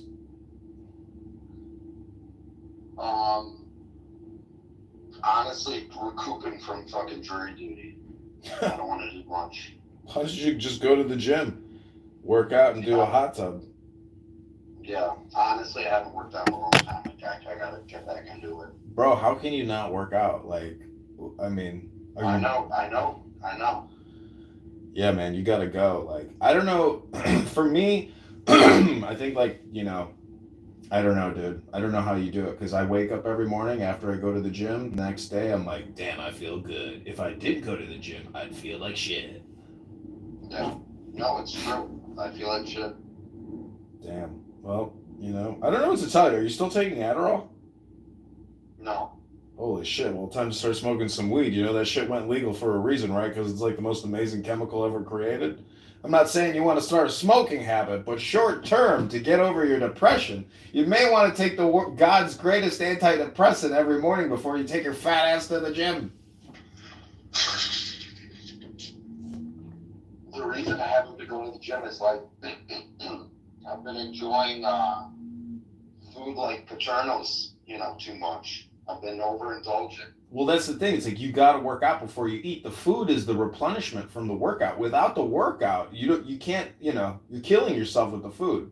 Like, you're literally killing yourself. You literally have to, like, the chicken, the meat, that is all supposed to be reintegrated by doing a tough workout. Listen, the reason why we met at Chabad was so Hashem could tell me to tell you, smoke a joint, make yourself a kiddush, and take your fat ass to the gym. And look at all the hot pussy as you're lifting weights and on a treadmill. You see what I'm saying, Ribono Shel Olam? Yeah. That's the joy of life. You know, you got to, you know, butterflies are always moving. They're always harvesting. They're always flying. You know, what are you? You're a gluttonous piece of pizza. Be like a flower. Okay, I'm going to the gym today. Good. The girl last night, she had a butterfly tattoo and a bee tattoo. I'm like, oh great, this one's gonna fly away real quick. But maybe not before she tastes my nectar, if you know what I'm saying. Did you say that? No, but it's funny. The Indian doctor that I was seeing recently. Do you think of this in your head? Like, did you think of that line in your head last night and just stop yourself, or you just thought of that today? No, I was saying all kinds of shit to her last night. I was teasing her about how she said she's looking for tall, dark, and handsome. I was like, does that mean Italian men or, you know, Nubians? Mm-hmm. So you got along, you think did you try to take her home, or you didn't? Of course I did. I said, why don't I leave my car here and come home with you? She's like, no. So do you think you'll see her again? Probably, but you never know. She's a butterfly and a bee. Yeah. But we'll see. I mean, you know, we'll see. I mean, dude.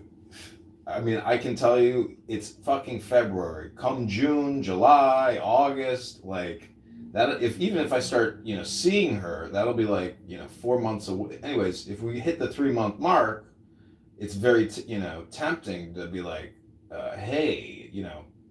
I'm just saying that in the summertime, communication goes crazy. There's so many chicks out and about, and every girl wants to go to the beach and sit on some fucking guy's boat and go to the playpen.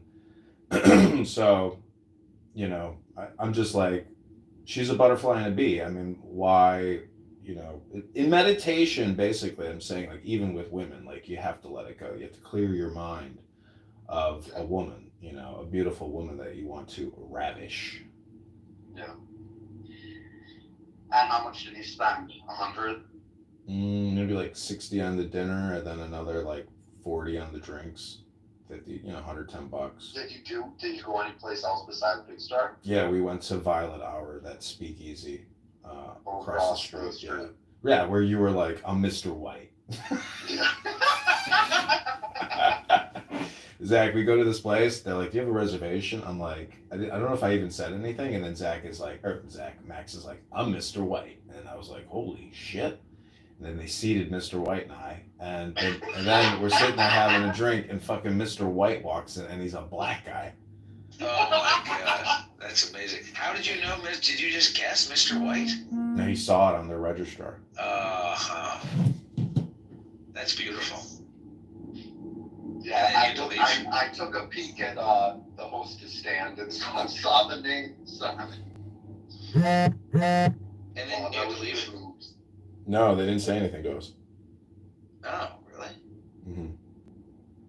We had ordered drinks at that point, and they had availability. They just like to try to be uptight to keep the place, you know, with like make it seem like it's, you know, a VIP place. But it's the shittiest bar you've ever been in. It's amazing how they like rip you off. It's a shitty fucking bar. They have these like uptight chairs that you can't recline, and it just makes the whole experience very uncomfortable. Like last night was uncomfortable, but nonetheless, we still had a nice time. Like the chairs are just annoying. Good night kiss or no? Yeah, but it wasn't like she really returned the kiss. It was like she just stood there, and I'm like sucking on her fat lips or like kissing her lips. There was no real return of a kiss, which is not the best sign in the world. But I was like, I don't give a fuck. Like I'm going for it. Like, you know, grab him by the pussy. I mean, should have grabbed her by the pussy. That probably would have worked in my favor. You know, I mean, can you like put your hand in the middle of a girl's thighs and just like go for it and like slowly creep and then like look in the eyes and be like, if the eyes say no, then you go no further. But I'm just saying it's not really touching anything if you're just touching like the inside of the thigh, you know. But if she moves your hands away, then it's a no go. But it's like, anyways, that's what I'm saying. Like if you make your move, you know, you're not doing it wrong if you do it incrementally. Yeah.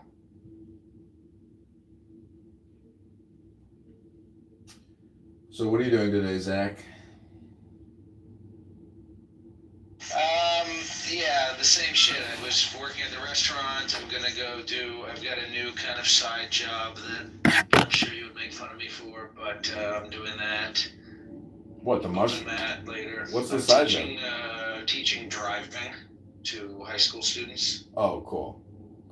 Yeah, all right, there. You're not making fun of me. I mean, you're not the type to make fun. I guess I'm self-conscious because it's not a career and it's not advancing my dreams, so it feels like a waste of time. But I guess it's a way to get some money, which is good. And I'm not really advancing my dreams very much now, anyway. So that's what I'm doing. Well, you need to create, you know. What are your dreams, Zach? Well, I think my dreams are in period of transition. I'm not really sure what they are anymore. I used to be like very one track. I used to be consumed by this vision, and I let the vision drive me, and I knew what to do every day. But then the vision kind of, I don't know, got corrupted somehow, or I let it change in my mind, and now it doesn't feel the same. So I'm trying to find the feeling again, or find a new vision maybe, or just kind of teach high schoolers how to drive, I guess, while I'm waiting to... See, driving a vehicle is the analogy is that your body is the Merkaba, and that your body is the true vehicle. So if, you know, you're trying to make that money by teaching a kid how to drive a vehicle, but imagine if you were teaching people how to use their real vehicle, which is their body. You could do that through yoga. You could do that through hypnosis. Well, I did think of, do you want to do, maybe Max is the man for this too, but so I was talking with my friend Dan yesterday, a real friend, not a clubhouse friend. I mean, you're a real friend too, but this is a friend in real life. And we started talking again about this idea. I had this idea for the Center for Offline Communication. It's a new nonprofit. Sounds good. Workshops on what? Sounds good or bad? Good. I like the name because it inverts the internet. Right. So we can lead workshops. We could create content for YouTube. We could get grants from USAID. We could have a black woman be our CEO, spokesperson. And, Wait, it sounds like you're setting up a BLM chapter. I don't know. My dreams for a while, Max, were centered around building this nature connection organization, which is my work. I'm running this teaching kind of like a school where we teach different classes about nature connection, but I don't know, I'm more excited about other things, communication or Zach, jiu-jitsu and stuff. Zach, I was going to ask you, have you used the Google Lens app to do like floral identification? Yeah, there are better apps even than Google Lens, but yes. Oh, I see. Cool. Yeah. I can tell you what's the one that I use. So let's just wait. I just want to get back to the point that essentially, if we are doing, Picture this. no matter what we're doing, I told Max one day, I was like, bro, here's a burner phone. Like, you have to start a business. And then he finally created like an Instagram app, and it was like, Max, what did you create? It was like something about materials testing science. That was like the Instagram account you created. Well, my point is that communication in itself is a business. It's so general, but I'm just saying that, like, technically the smartest business is kind of like what Alan Watts does, which is like a self-hypnosis in a way. So to me, it seems like the perfect paperless business. And the interesting thing about Max's dad is that when he's a speech therapist or a speech, anyways, the point is he was a hypnotist as well. He was interested in hypnotism. And Max's dad has like perfected a form of like hypnosis in a business. He teaches international people how to speak American English. And as you know, this stupid Clownhouse app is actually just a learning environment for non-native English speakers. Right, it's just free ESL. Yeah, and they waste all our time talking about politics, religion, psychology.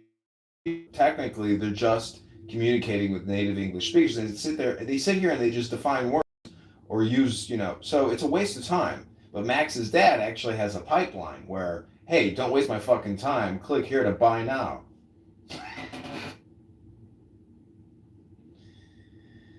His dad, you got to go to his website. It's called Pronunciation Workshop. Look at his YouTube. Look at his Instagram. His dad has like simplified and perfected hypnosis. And his catchphrase is, say this word. Like, that's his like induction. It's a very simple hypnotic induction. Say this word.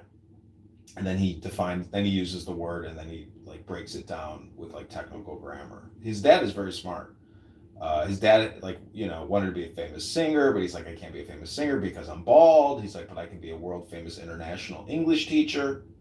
So I would say look to Max's dad to like refine your own business operations in terms of communication, because if you had a reputation as being like this wildlife endocrinologist, and you could actually like teach people how to do foresting or foraging and cooking and eating, like that's a very valuable knowledge. But you could offer franchises or, regional franchises or something. Like, you have to package it, brand it, and get people to invest in, what your experience and knowledge is. But you have to show the proof in the pudding and say, do what I do, in a way. Or anyways, I had all these business websites like hookahbusiness.com, tanningsalonbiz.com, pizzabiz.com, how to open these types of businesses. And I was selling ebooks and CD-ROMs. And I had like a franchise section. I mean, I had people contacting me that wanted to really invest and open these types of businesses. And like, if I was smart, I would have been like, okay, you got $200,000. I'll fly the fuck out there and open the fucking business for you, you lazy piece of shit. So, people, if they've got the money or access to the money, you got to find the people that have access to the money. Some rich uncles, some, there's people out there that have money that want to invest. So you have to find people with money, or you have to find a lot of people with a little money. 1 million customers at $1. I don't like to boast on a recorded app, but somebody the other day was saying, oh, you shouldn't have your real name on Clubhouse. It almost felt like a threat. It's like, all right, somebody's going to come kill me. I don't know. But, I get grants with the Rewild Maine. Yeah, but you're geographically specific. You're just operating in Maine. Like, I know, but the Center for Offline Communication could be international. Yeah. Yeah. And so, anyway, you might consider sitting on the board, being a part of the founding board of directors of the Center for Offline Communication. And White and I are looking for board members. Yeah, you can put my name on there. I mean, just, text me and I can send you any signature or whatever you need. But, There you go. I mean, anyways, the point is, the live streaming stuff, creating content, to me, that's the real business. Like, look at Dr. Pimple Popper. She's a dermatologist who can make, $500,000 a year or more in her practice, but her YouTube shit, her TikTok and Instagram and merchandise or whatever, she's probably making a fuck ton more on the content than she is in her actual practice. So that's where we want to get, essentially either with hypnosis or meditation, but really running the business through cell phones and being, it frees us up a lot. There's no overhead. There's no retail storefront. I mean, that's a fucking nightmare. Modern businesses are run from home in your fucking underpants in your mom's basement while you're smoking weed, drinking Miller High Life. That's all I gotta say. That's my opinion. Keep it simple, stupid. That's the principle. Kiss, love, joy, peace. That is the meaning of life, peace and joy. So that's the business, technically, Peace Joy Incorporated. What do you think? That's my pitch. I like it. There's always like dishes to be done at this time. I used to do my dishes at night when I was single, and I don't know. It's like we've been living together for a long time, and we're still not really in the same dishes habit. Anyway, there's no dishwasher. Yeah, I got a dishwasher. I got a dishwasher. It's nice. Yeah. Sucks not having a dishwasher. I mean, it sucks. It's better to have money though than to have a dishwasher or even dishes to do. Because if you got a lot of money, you just eat out every day. There ain't no fucking dishes to do. Or you can pay somebody to clean your dishes. Exactly. So we need to, find out how to secretly get money from people. Did you see that this one OnlyFans star? She has made $50 million. I can't remember her name exactly. Why secretly? Sophie Rain. Sophie Rain, $50 million net. You know what? I don't think she's hot, and I think her body looks weird. Maybe it's just because I'm bitter and I'm trying to protect myself emotionally from being like very jealous about this thing, but she's not even. I mean, she's hot. All right, her body, I guess, but she looks kind of weird, don't you think? She just looks like a hot little brunette to me, but the fact that she clearly is doing things, which are not the norm, or she's doing it better. Like, because you could go on any porn website and see just an unlimited amount of porn, hundreds of millions of videos of porn. And it's like, a lot of those girls aren't making shit. But, if I've gone to OnlyFans and I've purchased content to see how it works, technically it's all just spam. Because you're buying videos and pictures that are not even fresh. They're like from fucking 10 years ago. So the whole thing is essentially a hypnosis dopamine for losers who want to bust a nut to old content. And it's like, old content is no different than fucking new content.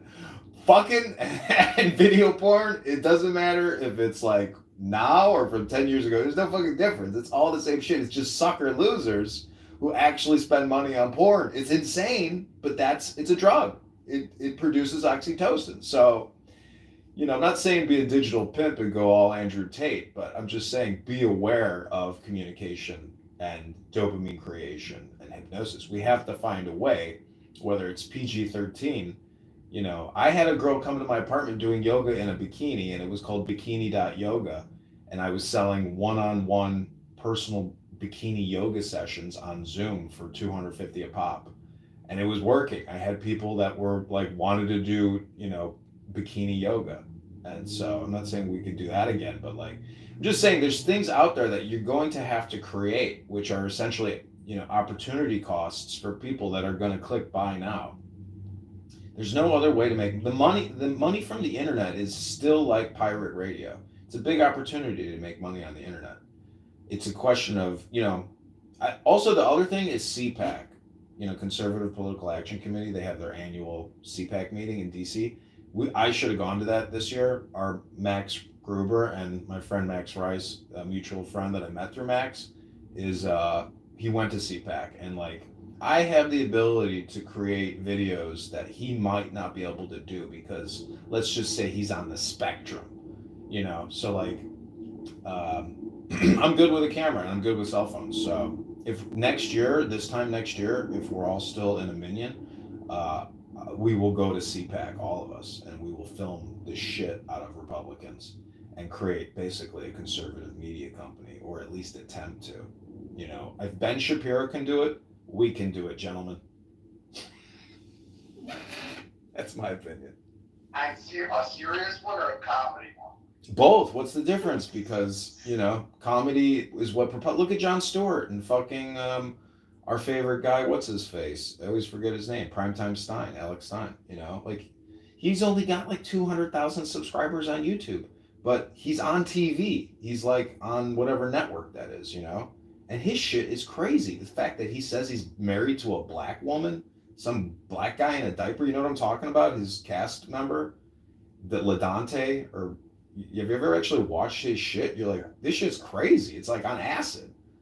Yeah. But it's funny because you can't believe what you're watching and you take it as like being literal or real. And you're like, oh shit, this is like all fucking fantasy crazy and funny.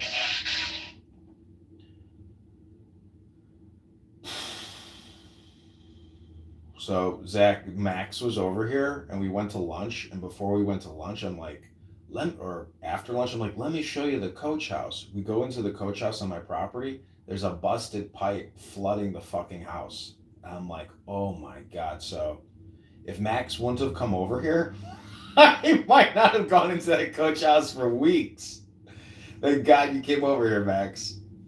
That's amazing. Yeah.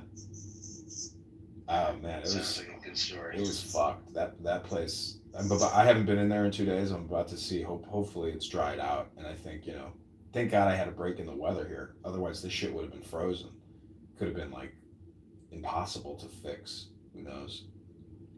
Just saying, you know, God. But I think told my parents about it. You know, thank God it came in and we went in and stopped it. Yeah.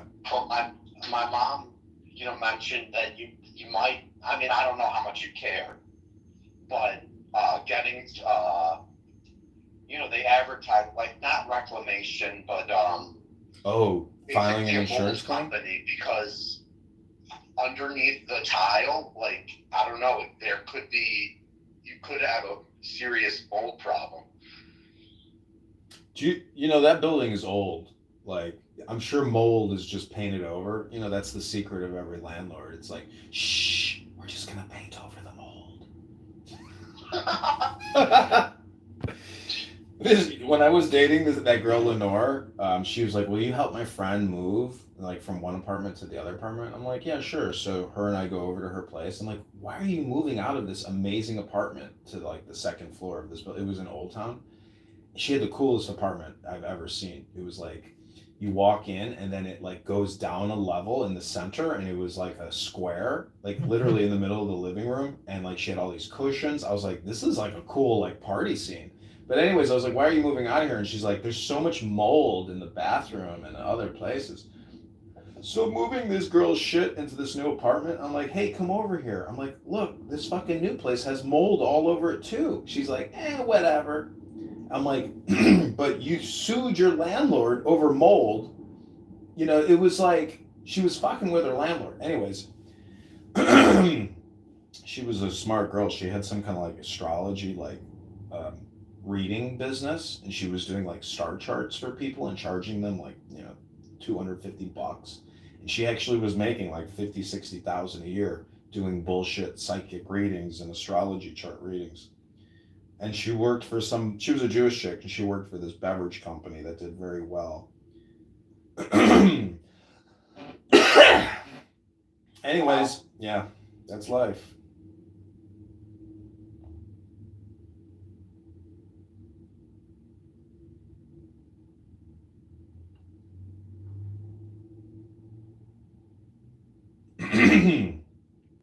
So Zach, you have any, you know, Max is like not dating chicks because he's cheap, you know, and he doesn't want to pop $150 out of his savings account to take some hot piece of ass that lives next door. This guy lives, Max lives in the epicenter of pussy, and he's not even swiping right. Instead, he's sitting at home eating Paternos, not going to the gym, not swiping right. Max, your brain is the problem. Very sad. It is sad. His brain is the problem. It's almost as sad as my situation. Well, the whole point is to know, you know, that you are the eternal self, the eternal I am. And the fact that you don't know that is one of the reasons why you're so lazy. Is because if you knew you had the secret source of the ultimate power, you would say, why am I so depressed? Fuck this. I'm going to go get some amazing pussy and eat a pizza after the gym. That's my neurolinguistic programming for you. That's the point of a minion, you know that, right? Is to like neurolinguistically program as a group.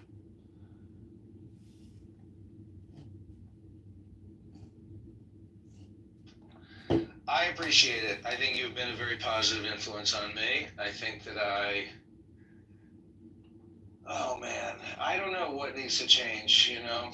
It's your programming. Needs to change. Look, maybe it's just the programming. If you're watching television and Netflix and it sucks, you're like, oh, I got to change the programming. What's the difference? You have to go within and change the programming within. That's the problem. Most people don't realize that, and thus they never change because they don't work hard enough to change their internal programming. You have the Tanya, Max has the Tanya. Together we can read from the Tanya and program ourselves. But instead we choose to talk about irascible, meaningless bullshit because, you know, we're low IQ dumb people talk about nothing. It's like we think the Seinfeld show is better than the Tanya show, but truly the Tanya show is better than the Seinfeld show. Yeah, I hear you. Max, have you know, I've told Zach to like record the Tao Te Ching on YouTube. He actually did it yesterday. For the first time, he shot like a video of himself reading the Tao Te Ching. That was his programming. But Max, you have yet to read the Tanya and program yourself. Show me a video of you reading Tanya. You don't have to film yourself. You could film the book while you're reading it, but actually prove to yourself that you're actually doing neurolinguistic programming on yourself. That's the real therapy.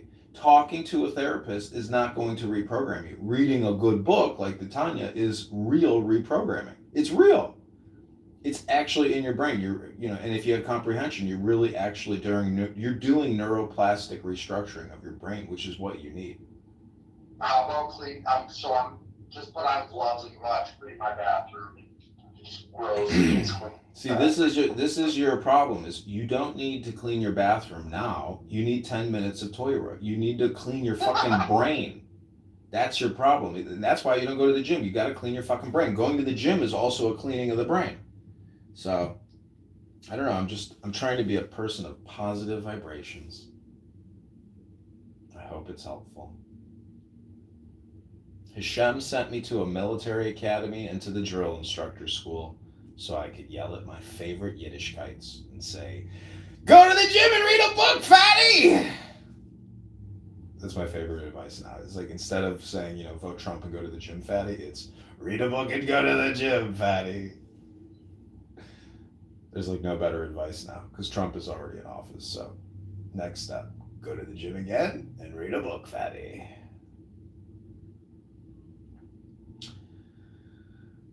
Any other comments, questions, ideas, or opinions on this brief but very important minion before Shabbos? What are you doing for Shabbos? I have no plans. Right. I mean, the rest of the day, I'm going to go to the gym. I'm going to drop off my car at Firestone and have them give me a quote. And then, yeah, that's it, pretty much. I might try to get something else done. But other than that, I have no plans. I'll probably do a sunset yoga class in my dining room to the sunset. Put that on YouTube. And then after that, I'll probably be back on Clubhouse live streaming. But what I do want to do is set up my first floor. Oh, Max, I was going to ask you, I will pay you or take you to dinner or something if you can help me paint that coach house now that You just told me. now that the flooding has stopped. Broke your back. I know, but two people's it cuts it in half. But you're gonna have to put on a hat or something because honestly, when you paint, that shit gets on your face. It gets everywhere. Even if you go really slow, you're still always because it's fucking liquid. And when you paint, man, that shit splashes, and it's like fuck. I just got paint in my eye.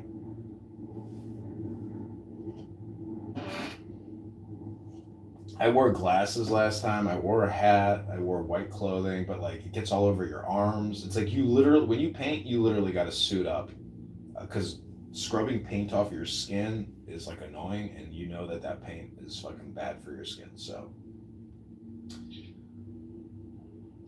but yeah, dude, painting is a pain in the ass. But now that place is flooded, like everything is fucked up. All that yellow, did you see all that like yellow condensation?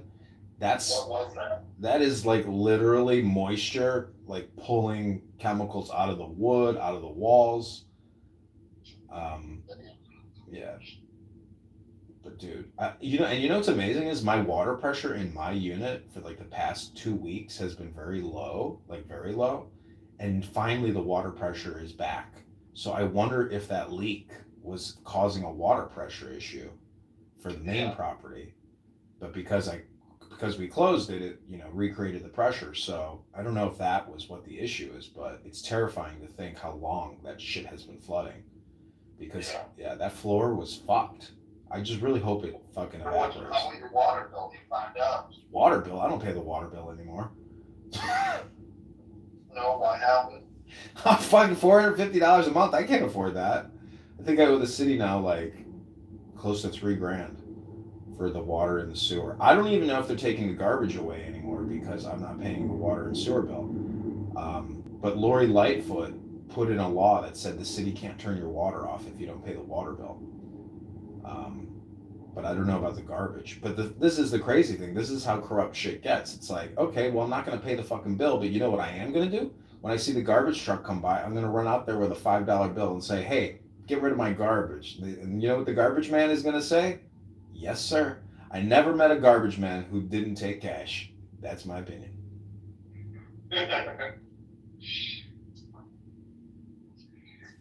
Because I put a bunch of like bricks and shit in the garbage once, and it was so heavy. They're like, "Sir, we can't lift your garbage." And I was like, "It wasn't me who put that shit in the garbage. This is a fly dump. Like somebody dumped that shit." I'm like, and so yeah, like I wasn't gonna take care of it, but sure enough, I gave the garbage man. Huh? Yeah, I put the bricks in. But sure enough, I gave them cash, and they fucking did all the work because they're fucking garbage men. What kind of garbage man isn't going to take a bribe? What do you got to lose? You fucking pick up garbage for a living. You think somebody's going to complain because you gave you a little cash? But that's supposed to make decent living. Yeah. Well, this is the why we are where we are is because of pensions. Like all these city employees who are going to retire and get their fucking salary for like 30 years after they retire. My dad tells me, he's like, I can't believe I get free money every month at the taxpayer expense. But the pension system is broke like Social Security. There will have to be austerity. So anybody who's like young, they're like really fucked because the system is already so broke that the young people are the ones who are going to have to foot the fucking bill because when everybody's dead, they're the ones still paying the debt essentially to lawyers. Lawyers are the ones who are controlling everything. They're the ones who always get paid in the end. It's an amazing business to be a lawyer and to be juiced into the system. I mean, I see these IRS tax attorney lawyers, they don't do shit. And they're fucking pulling down huge salaries and their pensions are huge. And they just sit there and deliberate, have meetings. You can see them pound out fucking, essays into these big legal briefings. And it's just like, you guys are in a communication business and you're making a ton of money and you have absolute job security. This isn't a real business. You guys are fucking just in the communication business. It's wild that, we go to work every day to essentially support lawyers who control the universe because they rubber stamp and do all the contracts and everything. So Technically, we all work for this guy Nick Zed on this Clown House app. He sits there working, making money, as he talks to a bunch of fucking dummies on the internet.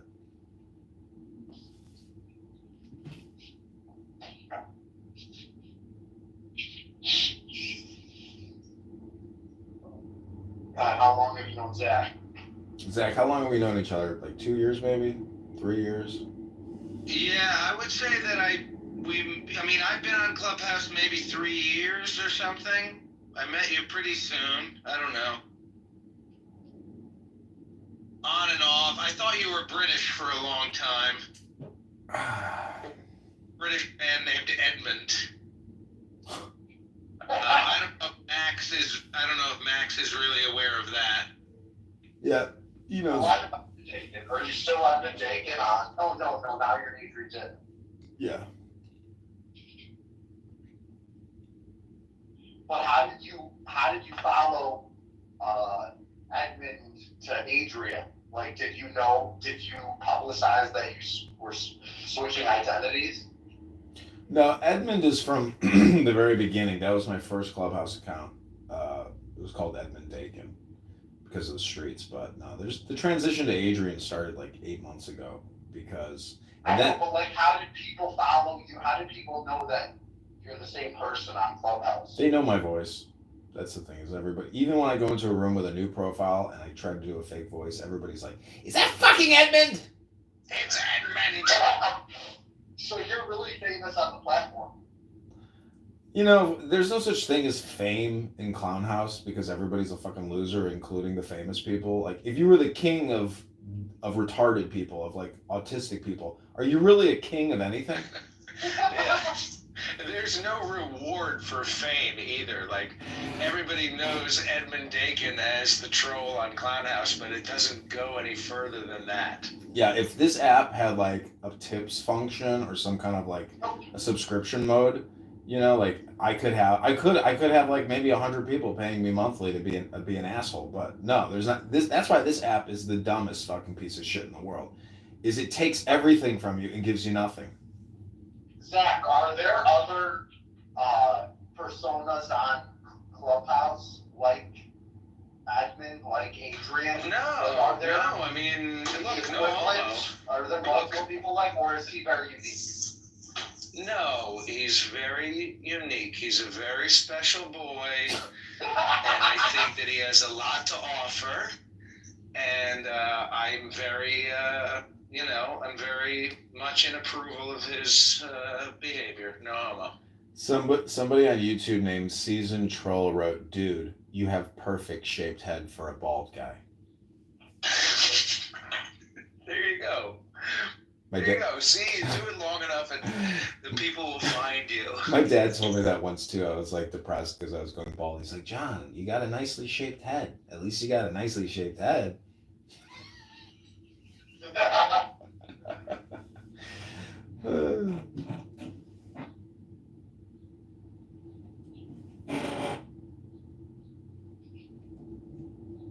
So I do have a new burner account on Clown House.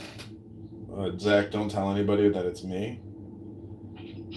I think I already figured out which one it is. I won't even say it out loud. Don't say it, because the moment it leaks, it spreads like wildfire. But I'm just gonna, let me give you a 30-second sample of what fucking stupid people are talking about. Listen to this.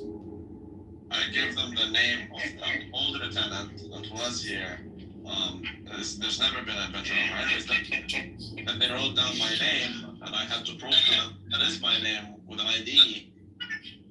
Yeah, if it was the bank, now they're gonna be like, oh, this guy that used to live here, he tried to sue them too. There you go. And Lou, can you imagine how long it took the police to just write down his? Oh my God.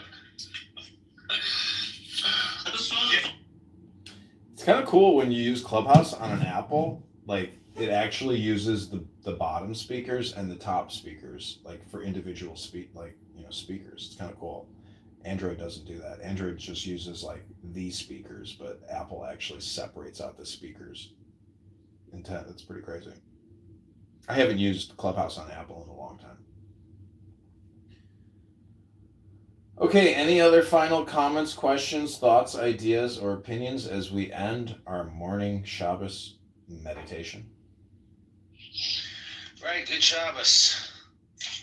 I'm gonna do a little more work here, and then I gotta go teach this kid how to drive, and then I'm gonna come back, and then I'm gonna go to the open mat.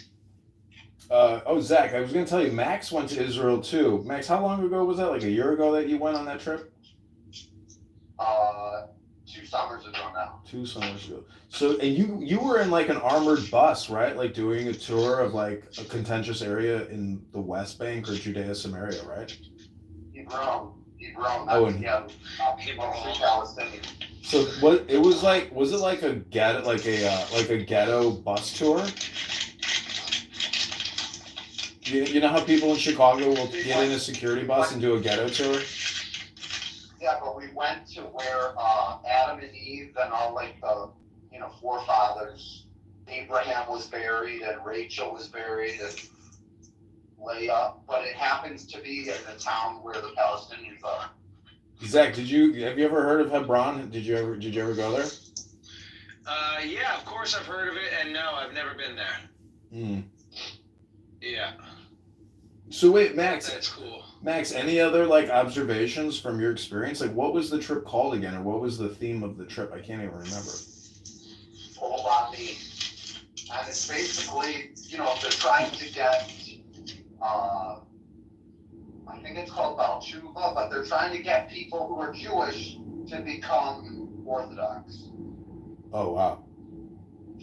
But they sort of gradually bring you there. They don't advertise it as such. But once you're in Israel, then they're like, you can, this 14-day trip, you can extend it for 3 months. We'll put you up and you can go to yeshiva. Mm-hmm. Which I, did consider for a good 24 hours. But that would mean like you stop working. You just drop everything, Yeah. Yes, you have to drop everything. You have to drop your life. But, they say they're, that this is the most important thing. God is the most important thing. Right. And this is for your life, and we'll set you up with, after yeshiva, then you'll be able to, we'll set you up with a wife, with a matchmaker. Could you imagine going through that and then you're like, oh man, I hope I get like a hot wife. And then they set you up. They set you up with this like freak show that's like unmarriageable, and you're just like, fuck, bait and switch. Where's the hot pussy? I'm not doing all this for some ugly fat bitch. Fuck. Tell that bitch to go to the gym. I just studied the Torah for 3 fucking months. That fat pig didn't go to the gym in 3 fucking months. You want me to fucking marry that fat fucking pig? Holy shit, I'm going back to Chicago, Rabbi.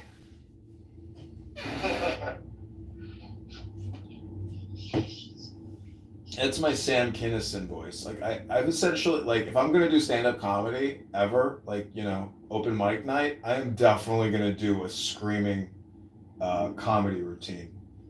I'm gonna go from like having a nice, calm, and peaceful voice to having like the Sam Kinison, like, bitch, you fucking ruined my life. It's gonna be like my Clubhouse thing where everybody's like, kick him. I can't stand that fucking voice.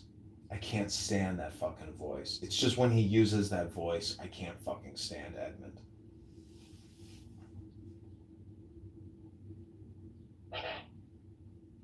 I want to go to that Zanies. What I really want to do is rent the stage at Zanies for an hour and then turn my back to the audience and then like live stream a Clubhouse session of like the most, the biggest pieces of shit, and then trolling them in front of an audience. Like, that'll be my comedy show. It's smart because like that's what people are doing, is like they're integrating internet into live performances. I mean, even churches do that. Like every major church is like fully live streaming every fucking Sunday and generating online donations. Like they've gone to essentially a digital model. Yeah. So why aren't stand-up comics doing the same thing? You know, I mean, I don't know if Comedy Mothership live streams their shows in Austin, but I'm just saying, like the future comedy club will like be live, you know, on the internet, like on a Friday, Saturday night. You can just Doesn't Kill Tony? Isn't that Kill Tony? yeah, yep, That's live. yeah. That's exactly what I'm talking about. I just don't even know that guy that well, but you know, I've never actually like watched. But have you seen clips of his show? I'd have to go on YouTube to refresh my memory. I think I know what he barely even knows what he looks like. I just heard some guys talking about him the other day. Like, is he really gay? Or does he just say he's gay? Like, that's part of his routine or something? I think he is. Because Tim Dillon always says, not many people know this, but I'm gay. You know, and you're like, does he just mean he's happy? Like, is he just trolling? Like, this is very funny. But, all right, well, it's 11:11. Do you know the planets are in alignment today? I think like 5 planets are in alignment. Yeah, it's like a very powerful astrological day. I think there's like, they said that you're not going to see this again for like 15 years or something. But I have a couple telescopes here at my house. I bought like 4 telescopes. So I'm going to play around with those and see if I can see the planets. I might put the ladder up and go on my roof to see what I can see on the roof. I don't know if I should do it at night or if I should do it during the daytime, but... All right, any final comments, questions, thoughts, ideas, or opinions as I hit the end button and leave quietly? Leave quietly. No. Crickets. Say a prayer for my cousin Jessie. She's getting a brain tumor removed today. Really? Yeah. Is it deep in the brain or is it like on the exterior of the brain? I don't know. It's supposedly they found her this past week, a couple days ago, because she didn't pick up her kid at elementary school. Mm-hmm. And then they went to her house and she was on the ground like with dried puke on her. Oh no. And then they took her in and they see that there was a tumor on her brain. Oh my gosh. Yeah. What's her name? Jessie? What? Jessie? Huh? What's her name? Jessie. She lives in Wisconsin. She's on my mom's side. Oh boy. Well, I'm gonna put on some tefillin shortly. She's a hippie, and she's like a health fanatic. I mean, she doesn't even wear any deodorant because the chemicals. Damn, the girl that I went out last night with, she said her dad died in March of 2020. And I was like, thinking it was the pandemic or something, but could have been. Yeah. It could have been I didn't even ask her if she was vaccinated or if he was vaccinated, you know. I didn't even get into that because it's like, if you ask somebody if they're vaxxed, immediately you're like creating a frame on somebody and nobody appreciates being framed. Yeah. All right, well, I'll say a prayer for Jessie and her family. Yeah. Yeah. And I'll say a prayer for you too, so you stop eating like a pig and go to the gym again like a man. Yeah, I'm gonna go to the gym, so say a prayer for me for getting back to the gym. Okay, have no fear. The only thing you have to fear is fear itself. That's good. All right, thanks, John. Talk to you later. Nice meeting you, Zach. Yes, likewise. Be well. All right, good Shabbos. Okay, good Shabbos, guys. Talk to you soon.